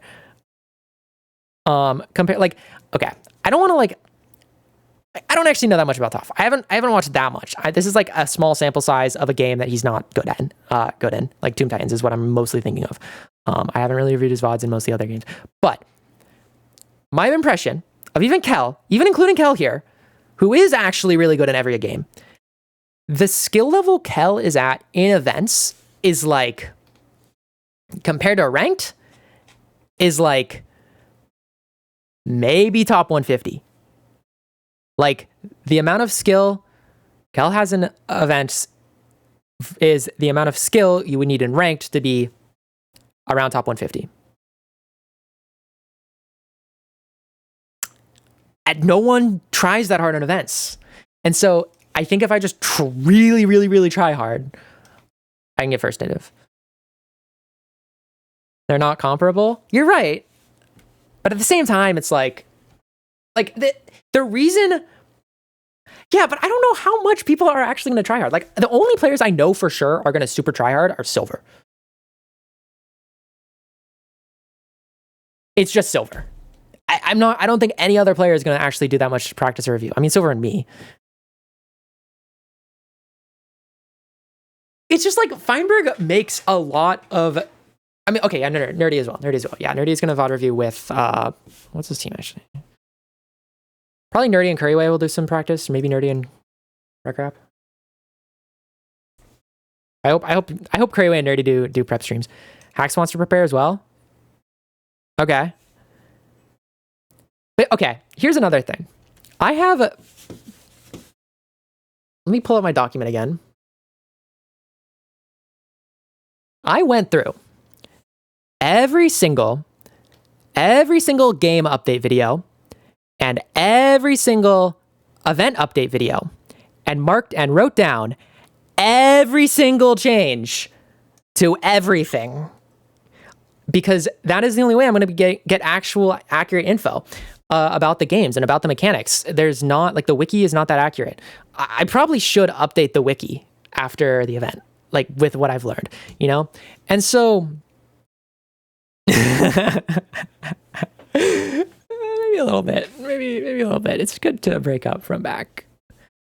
And like, no one else is going to do this. That's the thing. Like, I'm thinking about, I want to talk about something on stream, but I also just shouldn't. In something I did in high school, it was a competition in high school. It was basically just like, not that dissimilar to this, not that dissimilar to BLOCKWARS, and like, my individual performance in that was, I think, world class, of tens of thousands of people. Like, it doesn't really mean anything given what it was. It was a team thing, and so my team wasn't as good, and that was partially my fault, but also a lot of it was out of my control. Oh, I got confirmation from Wolfie. If there's changes in 17, we're playing, like in BLOCKWARS 17, we're playing the BLOCKWARS 17 stuff. No, it's just like the thing, the skills that are prioritized in BLOCKWARS are twofold, right? There's the actual execution of, like, your performance in the games, right? Actually, I can just hide these columns. Who cares? Right, your individual performance is important. Or not your individual performance, your execution in the event with your team and individually is important. And that's what everyone focuses on, right? They practice parkour. They practice PvP, right? But what a lot of people lack, and what, like, Silver and Nerdy and people do is, you know, think about the strategy, right? But there's more levels to the strategy, right? There's your strategy, there's your, like, route, right? Like, you go into order up and you have your strategy, you have your route, right? But you need a strategy to come up with a strategy, right? And like, how, like, what were they prioritizing in their order up route? Like, I don't think they were putting that much deep thought into, like, the second layer back, you know? And so it's not even just an opening and a mid game, because those are both parts of a strategy. What you need is, like, okay, order up is a high variance game, right? Presumably, I'm not sure, but, like, order up is a high variance game. And so we need to prioritize differentiating strategies that can allow us to sort of pull away from other teams, or in some way sort of make, like, you need a, it's not even a backup plan. It's like, you need a plan to plan, you know? Or, like, okay, maybe a better example is, like, in battle, you need, Like what do you prioritize in battle, right? Like how do you start to come up with a strategy for battle, right? You need like, do you prioritize kills? Do you prioritize survival? Or do you prioritize the capture points? Some combination of the three, right? But how, like what most people are going to do is they're going to look at that. They're going to just think, oh, battle is, actually, wait, I think I can show this on stream. I'm going to make sure. Yeah, are you going to contest or are you going to third party? Are you going to hold or are you going to run? Like, are you going to, there's so many little,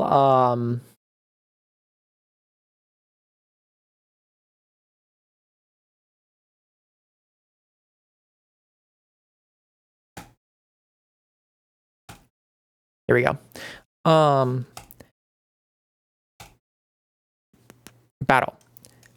Battle scoring is complicated. There's the healing pool. There's the damage pool. There's the kill points change every like freaking like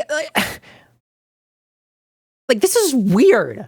How do you think about this, And so like the damage score weight changes, so you want to get a lot of poke, but then the kill weight, like the kill weight starts a lot higher, so you want to prioritize kills over poke until after until the fourth sort of phase, which is after the third board up before sudden death, which is then when you want to really start prioritizing poke over kills.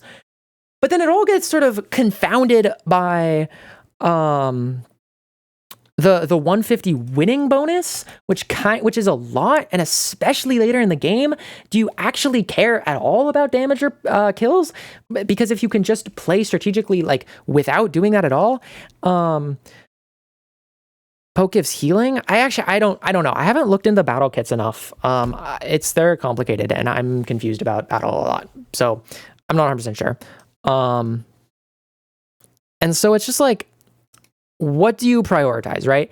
And I think what a lot of people, someone will initially think is that, okay, I think I know what I want to do. Like, I think I know that we should prioritize kills early, get a capture point, try to win, and watch VODs, right? You watch I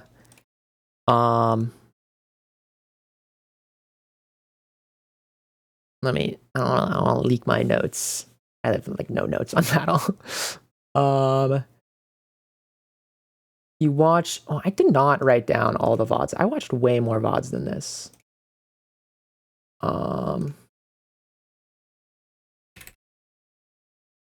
Yeah, so you watch the freaking battle VODs, and you watch a high performing team performance, and it's like, okay, you go scout, you go ferry, you go this and that, like everyone does the same kits.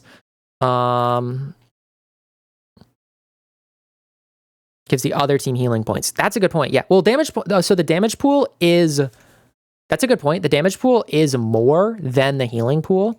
I think even after sudden death, especially before like here, and if you're dealing damage, it's still more productive than healing. But yeah, that you do actually, I haven't considered that. That's a really good point. I'm pretty sure damaging is always higher value than like higher expected value considering the healing. So like, okay, you watch this battle VOD, you watch it on this map, and the map is going to be different. I'm almost certain it's not. There's no Series 3 VODs that are going to be using the correct map. And it's like, okay, contest this point. What are they doing? Like, just like, okay, we need to push them off the point, go contest it. Like, they're running, pushed off the point. Okay, good. Get the early kill. Oh, not quite. Like, and then okay, let's get the point. And then let's rotate. Let's move into the team. Oh, get some earlier kills. Shoot some arrows in mid. Like stay grouped. Like all this stuff is like just standard, right? It's just the standard what teams do. And it's like it's the meta. But why is the meta the meta? And like people, it feels like more stumbled into than anything else, and it seems more like based on other similar games. What if there's a counter meta that allows with like an underused kit that allows you to just that when you look at what you should actually be prioritizing, like, right, what if you really want to prioritize early kills, right? That's all you're thinking about. You don't care if you die even getting an early kill. You just want an early kill. That kind of thinking can let you get counter meta strategies. And yeah, this map is so different now. I am not sure. Feinberg mentioned on stream, actually, he didn't think that there was void. Like, there's sort of voids in the center. You can kind of see. Yes, I am Brad Pitt. Yeah, you can see you can like fall in the void here. And Feinberg didn't think that was the case. And I think he mentioned that in Block Wars 10 or 11 or something. Block Wars 10, I think. So an event I haven't watched anything older than Series 3 because there's just simply too much and a lot of things change, so it's not super applicable. By the time they push Hawk off the point, it was worth more to commit to kills. Exactly, yeah. And so, yeah, Kira. Yeah. I asked, we'll be playing the Block Wars 17 version of games if there are changes, right? And then referencing a message that Feinberg said the scoring will be the same as Brawl and Rookies 4. So then I asked if the scoring changes from 17 are in Brawl, or if there are, and if the scoring changes in 17. And if the scoring changes in 17 from Brawl, I'm assuming we'll be using the 17 scoring. And Wolfie just said yes. And then Feinberg said, vouch. So yeah, Block Wars 17 is going to change stuff, and we need to be aware for that. And I don't know, they could easily update the maps and update the games a lot, and so I need to be prepared for that. And yeah, so I think counter meta strategies and just sort of really thinking about a team balancing gap. Yeah, I don't know.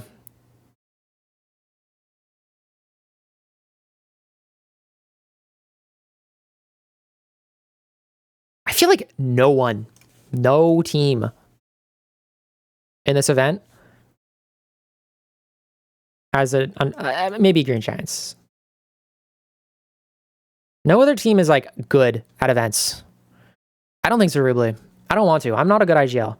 I hope that I think maybe Fyro or Rad. Rad has more experience in Block Wars, but I don't think Rad's ever been like the IGL. Top 2 teams in Brawl. Yeah.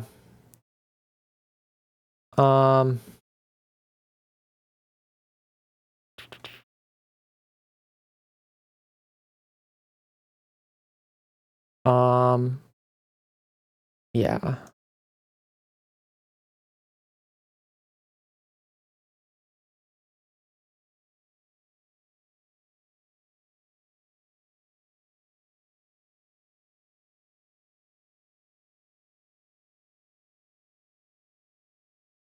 Lunge. Silver runs.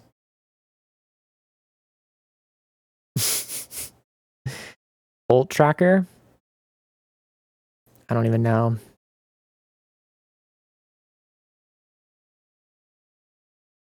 Dude, this game is so bad. Dude, this lunge is so bad. This is also so bad. Thank you, Feinberg, for not making his play go down. It's actually so good. He removed all, like, I think I would have made the exact same thing in changes. Like, the exact same, like, okay, maybe I would want race instead of, like, order up or something, but whatever. When it comes to, like, spleef changes, where we're not playing normal spleef. Yeah. I mean, I'm leaking everything. I think, hold on. Yeah, everything's public. So for party, it's Splat, Photon, Beep Test, Crossfire. So for it's these 4, and then also for over spleef, it's 3 rounds of TNT spleef, which is just beautiful. It's beautiful. Like, I don't want to play spleef. Spleef is not a good game. And these party games are also just the best party games, I think. I don't. No, I mean, these 2 are very, very. I really like these. I don't know how we feel about flat. How I feel about Splat. Maybe I would have preferred Heist. Definitely not Go Down. And Photon is definitely the best one. Crossfire is. I have. Let's see. Party. Crossfire. Here. I haven't looked in the Shockwave yet. So yeah. This is Crossfire.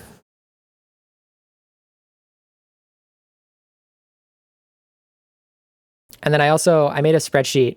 So it gets faster over time, and I was curious how fast it got faster over time, and this is how fast it gets faster over time. That is, the first frame is like not accurate, and so I kind of just like guessed what it probably actually is based on the bar and stuff. And so this is the progression. It flattens out around here at about half seconds, and so you can see what that looks like. Oh, that's too far. To the floor over here. So on these later ones, it's like, it's very reactionary. What I want to do is actually go through every single Crossfire map. Okay.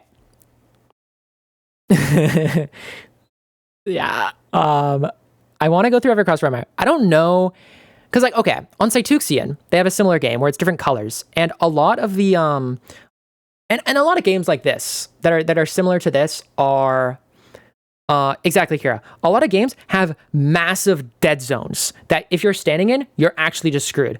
And I don't think any of them that exists in this game. I think they actively avoid those.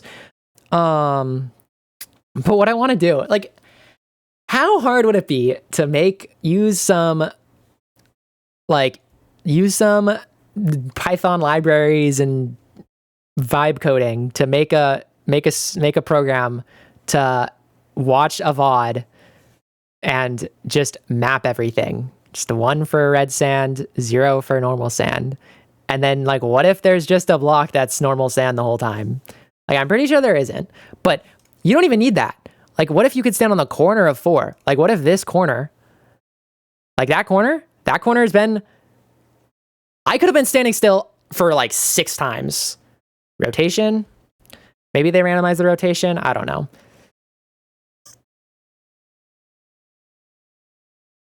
But yeah, it's so good to just, I mean, on this endless one in particular, the Crossfire is one of those games. Crossfire, Spleef, one of the other party games, Beep Test. Really, shout out? That's, yeah. I mean, it's, if you don't need to move, don't move. I also, dude, I just want to recreate Crossfire so bad. Like, I could do it and it'd probably be fine, but it's also kind of lame.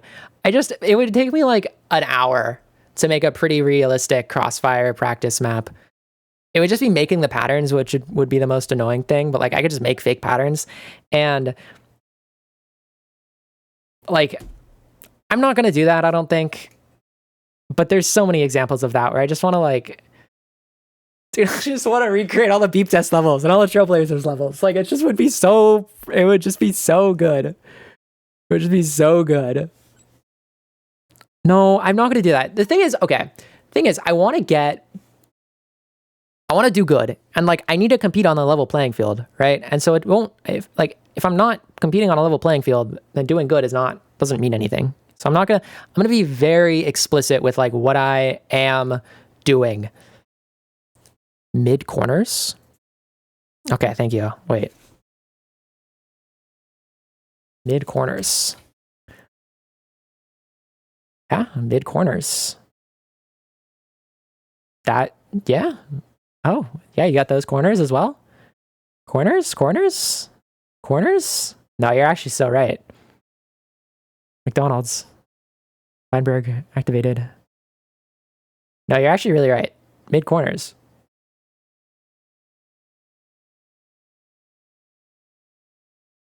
Okay. Getting some progress done. It is, yeah, it is, Fern. That is an important thing. Imagine 3 squares, you want to be on a second middle square? Yeah, I see. I know exactly what you mean. You're an X-tester? AMA? X-tester? Does that mean, like, you don't have any NDAs or anything? Can I ask about, like, anything? Yeah, ask you anything? Wait, pause, man. It's chill? Okay, wait. I need to think about this. Can I ask you stuff off stream? Are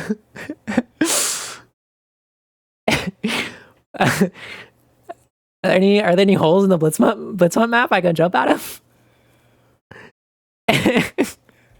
No, the first question I thought of, I don't want to ask on stream.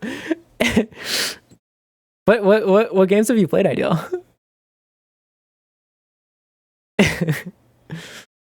You're a current tester? Oh no. All of them? Ooh. What maps have you played in testing up until 2 cycles ago? Have you played wait, 2 cycles ago? Does that mean 17 or no. That means the most recent event you tested for was 16, right? Or Rookies 4 and Origins 35. You didn't test for these two. You tested for this, Rookies 4. Okay.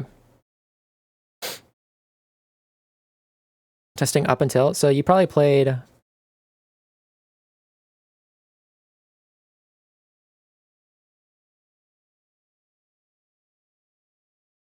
Yeah, I guess there isn't like that much. Thank you. Thank you. I do like the spreadsheet a lot. I'm a big spreadsheet guy.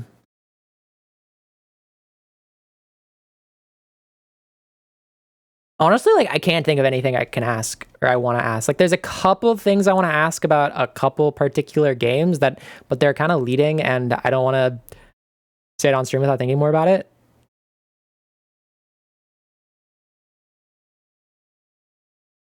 I actually have one question I really want to ask. Can I DM you?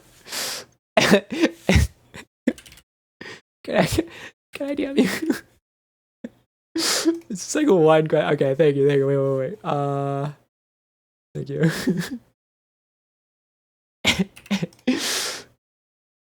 How do I add someone on Discord? This always is annoying to me. Like, how do you just type in? How do I? Dude, I just never know. Like, where do I go? Add friend. Okay. I can't just like send a DM though. Actually, oh, thank you. Okay. Okay, my question.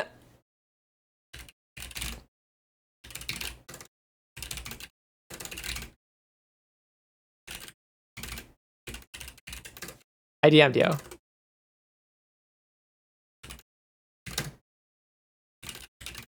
If you can figure out what I'm typing based on my keystrokes, you deserve to know.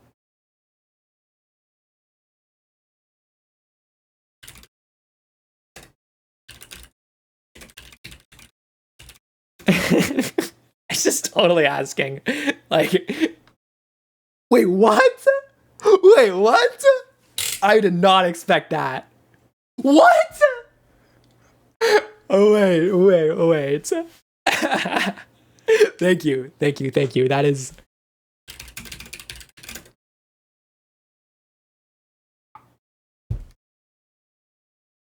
No, thank you so much. I was so curious about that. And that's crazy. No, you'll find out day of. You'll find out day of the event. Don't worry. No, I'm gonna do that. Like, like, I think, was there...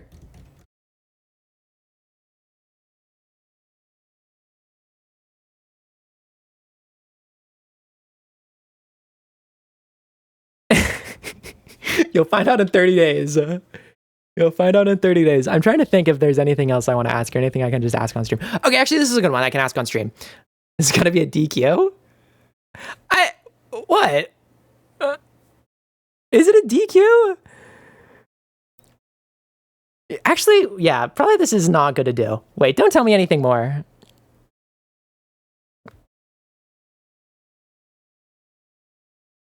I didn't actually think about that. I should probably be more responsible.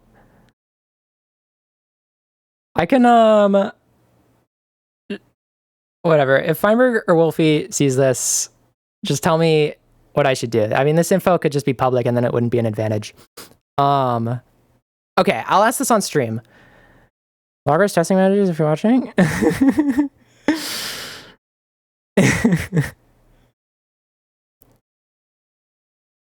Okay. In Trailblazers. Actually, wait, is it bad to ask you stuff? I hadn't thought about this at all. Like, would I get in trouble for it? I gotta commit? Okay, I'll just ask, I won't ask anything in private anymore.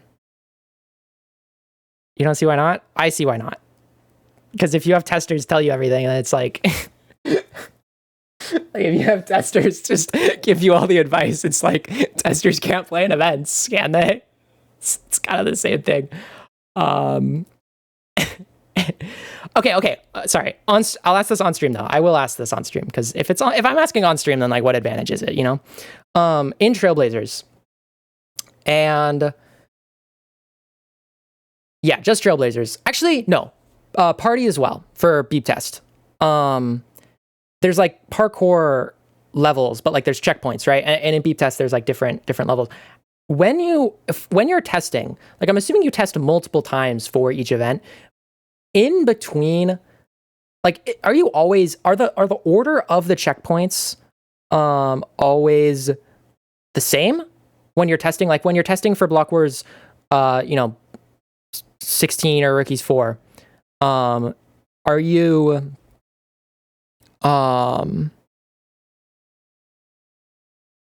like, do the checkpoints get randomized for like each time you test? Or are they constant for each event? Because they're scrambled up in between events. Like, okay, here, let me get a Tomb Titans, or not a Tomb Titans, Trailblazers video to make my point clear.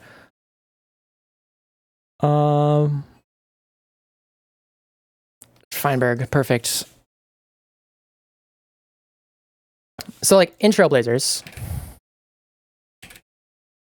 the way Trailblazers works is randomly loaded, which actually takes a long time. And then if the devs like the one generated in a test, they'll copy it and use it in main. Interesting. No, that's actually really interesting. Because like, oh wait, in Elytra, like Elytra is a good example. So like you can see there's like this initial wall, right? And then you go down and then you go up. I actually named all these. And then you're at a checkpoint. So that section is always the same, but then the next section is randomly generated, but they like, interesting.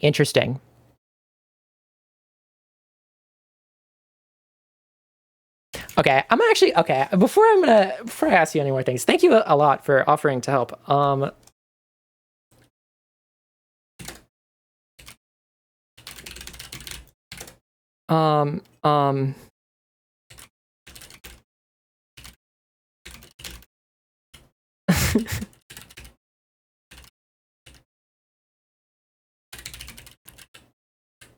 That's public info.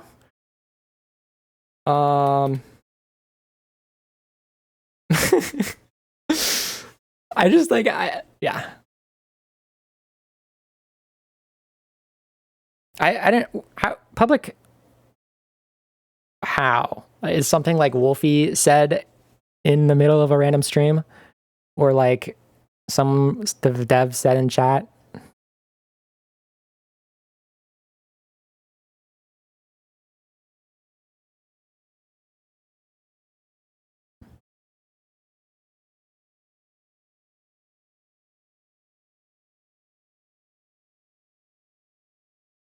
Dude, I'm so bad at Elytra.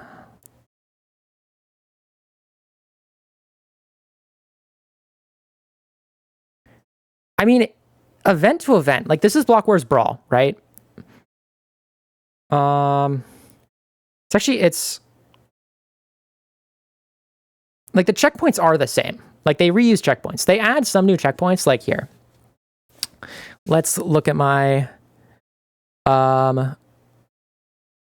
here, I'm just not going to show this, and I'm just going to read it.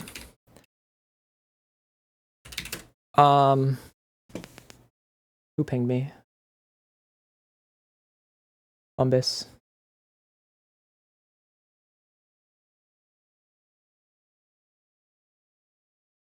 Oh, I don't want to deal with this right now.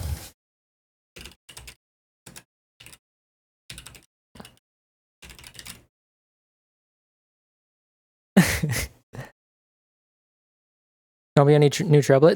Okay, here's the thing, Adil. There probably will be for BLOCKWARS 17.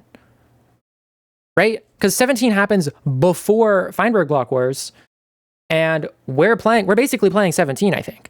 But it depends what games get played, you know? So if Trailblazers doesn't get played in 17, then it's going to be the same as Brawl, right? But if it does get played in 17, we're going to be playing 17 Trailblazers, and likely there would be changes, right? Like there's been a big break, right? It's like 17 is the first Block Wars event in a while, right? So it depends what the games are for Block Wars 17. The more I hope there's a less overlap, I think, because it means there's less changes. Now, if there's more overlap, that means there's more recent VOD review content, but I don't care as much about that, I don't think, actually. Now, obviously, there's almost certainly going to be a few of the staples that are just going to be in there, like Order Up, Battle, Extraction, probably Party as well. But like there could easily be like a new party game, and we're not playing any new games. We know that we're not playing any new games. We know that we're not playing any new maps either. Like, but like when it comes to like checkpoints and Trailblazers,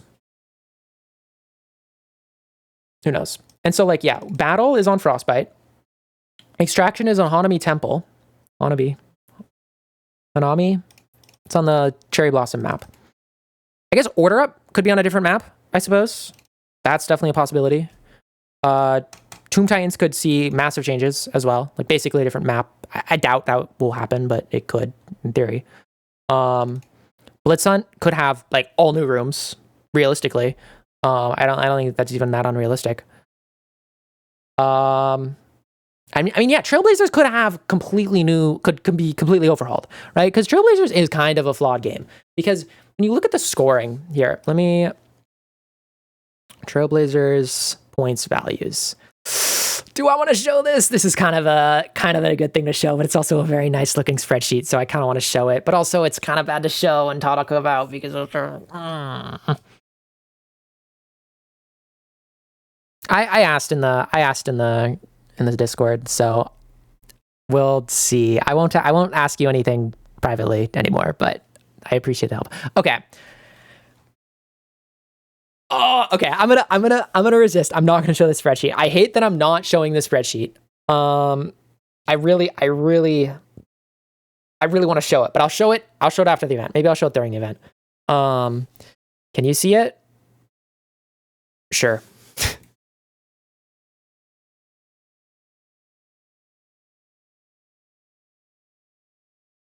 I'll send it.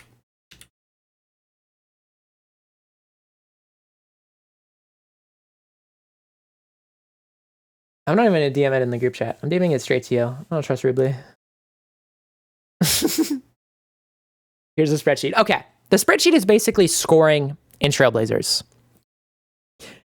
And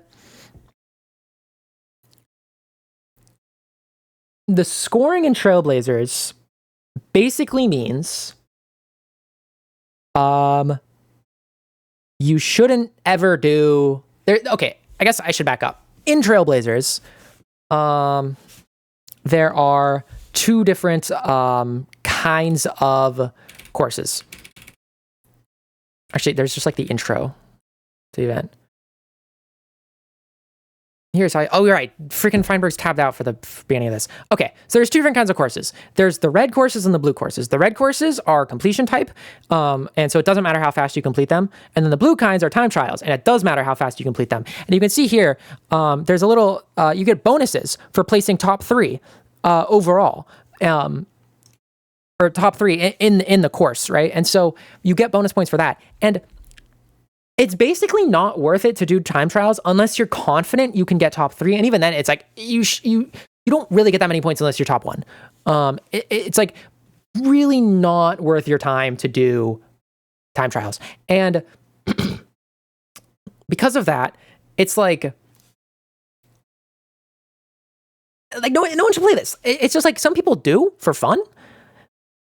But like if you're looking at the game through like a more, and this is what I mean, like some people might just like see that Trailblazers is in the event and start practicing ice boating, right? Practicing tridents, practicing obstacles, right? Without really thinking about, because it's a very practicable game, right? You can practice these things really well. Well, maybe not trident, but definitely ice boat and obstacles. And it's just not worth it. It's just not worth it. You just shouldn't. And people know this as well. Like this, people calm this in events. Like this is, if you watch like any VODs of teams that don't do like prior review, and that they'll always calm this mid event. Oh, we're not allowed to get events from former event testers or info from former event testers.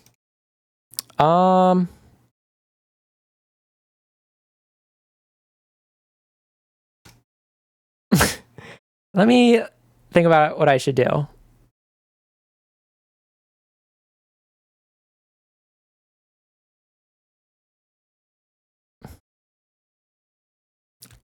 Because part of me just wants to publish the info I know,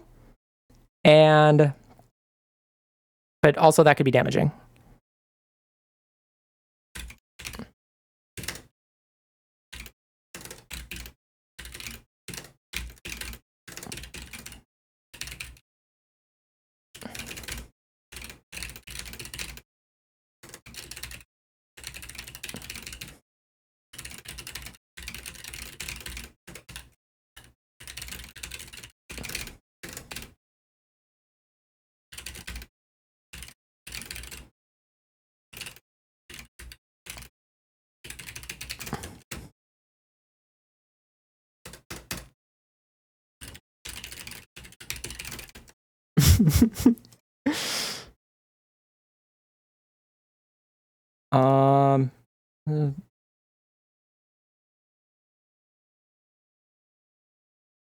And so the spreadsheet that I sent you and that I'm talking about is it's just the scoring. It's basically just an extrapolation of the Trailblazers scores.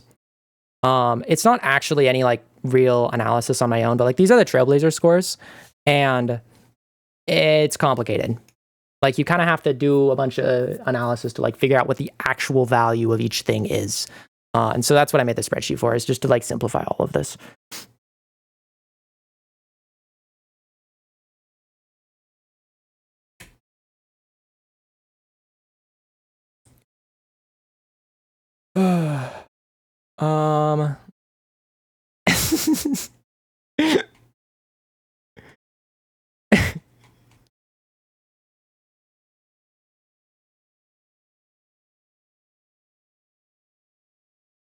No, I'm just joking.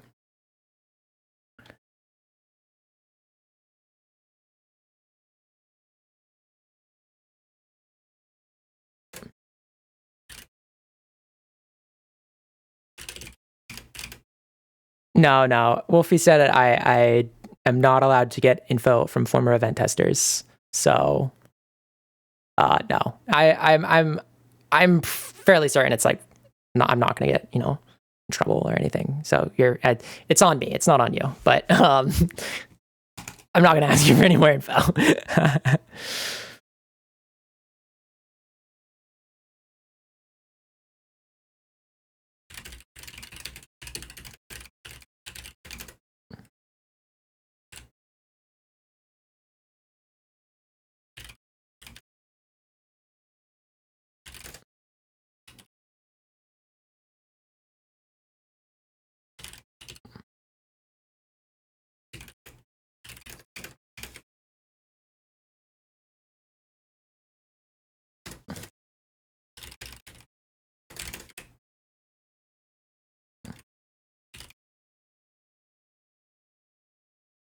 I that's what I think, Ensla, but I'm gonna ask Wolfie. Wolfie and or Feinberg.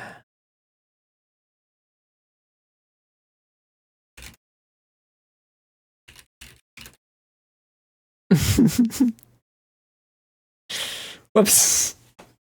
It's okay. I won't make that mistake again. Hey, I made a big effort to read all of the posted rules in as much detail as possible. And I can guarantee you that this was not in any of the rules that were posted. I don't even, where even are the rules? Right, I need to scroll up in this channel. They're not pinned. So, let's see. Yeah, you can't recreate, you can't leak teams, you can't cheat, you can't hack, you can't F3A spam. Yeah. So I don't actually feel I have the DM in media. I might do that. We'll see. Yeah, you're not allowed to use worst. It's unlucky. That's normally my strategy for speedrunning. I don't feel that bad because, like, if they could have made that clear. So, like, dude, it's beautiful. This is speedrunning rule set. You have any questions about speedrunning rules? You want to see what glitches you're allowed to use? It's probably here. Dude, okay, this is actually annoying. The rule, I had to stop myself from writing a wall of text about this in the channel. Specifically, it says, you can't make use of advantage gaining exploits in vanilla Minecraft, like F3A spamming. The argument, but it's part of Minecraft, will not be accepted. So, these are the rules for glitchless, which, if glitchless speedruns, for the leaderboard, you may notice that in the glitchless runs, only these glitches may be used during glitchless runs. There's a lot of them.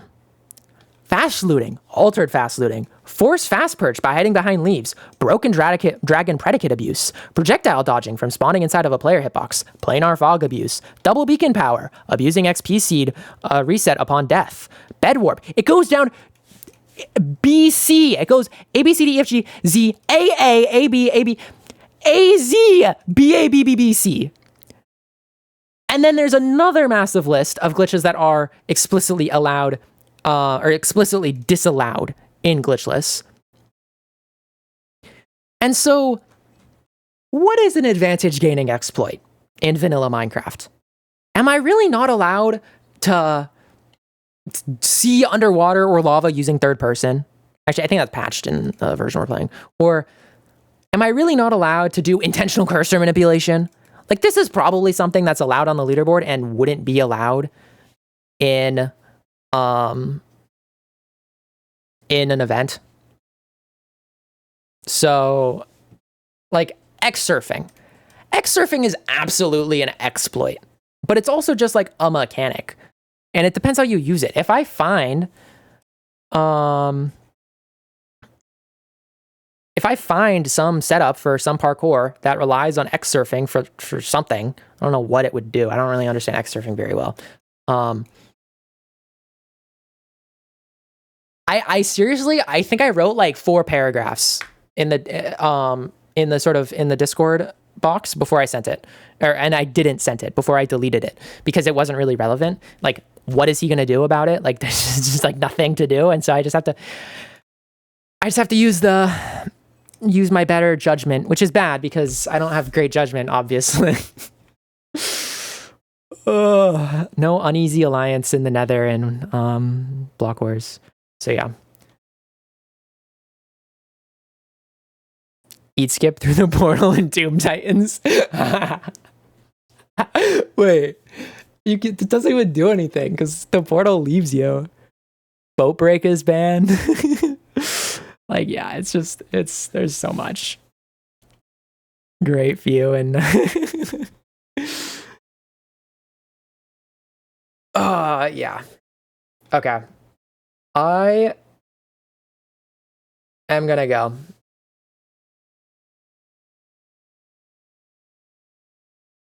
I'm gonna be live for back in like an hour, but I'm gonna end stream for now. I want to like take a break. Oh,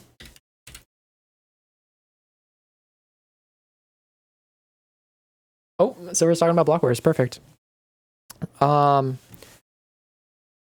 Yeah, thank you for joining, guys. Thanks for thank you, Block Wars people, for answering questions. It's 45 strafe. Good thing Hanabi's not in the event. Dude, Hanabi would VOD review and like find some crazy skip in Trailblazers, some 5 minus 1/2 or whatever. Like, just like skip a section of an impossible hiding spot in Blitz Hunt. No, that would absolutely be something he could do. An impossible hiding spot in Blitz Hunt. Oh, I should ask him if I find anything. learn a 45. I can do 45s on a different sense. I can do 45s. I can do jumps. I've done one jumps. Okay. Yeah, I'm gonna go. Say what's up to Silver. I'll be live in like an hour for back. And then I think I'm gonna try and be live every day for BLOCKWARS practice. But yeah. See you guys.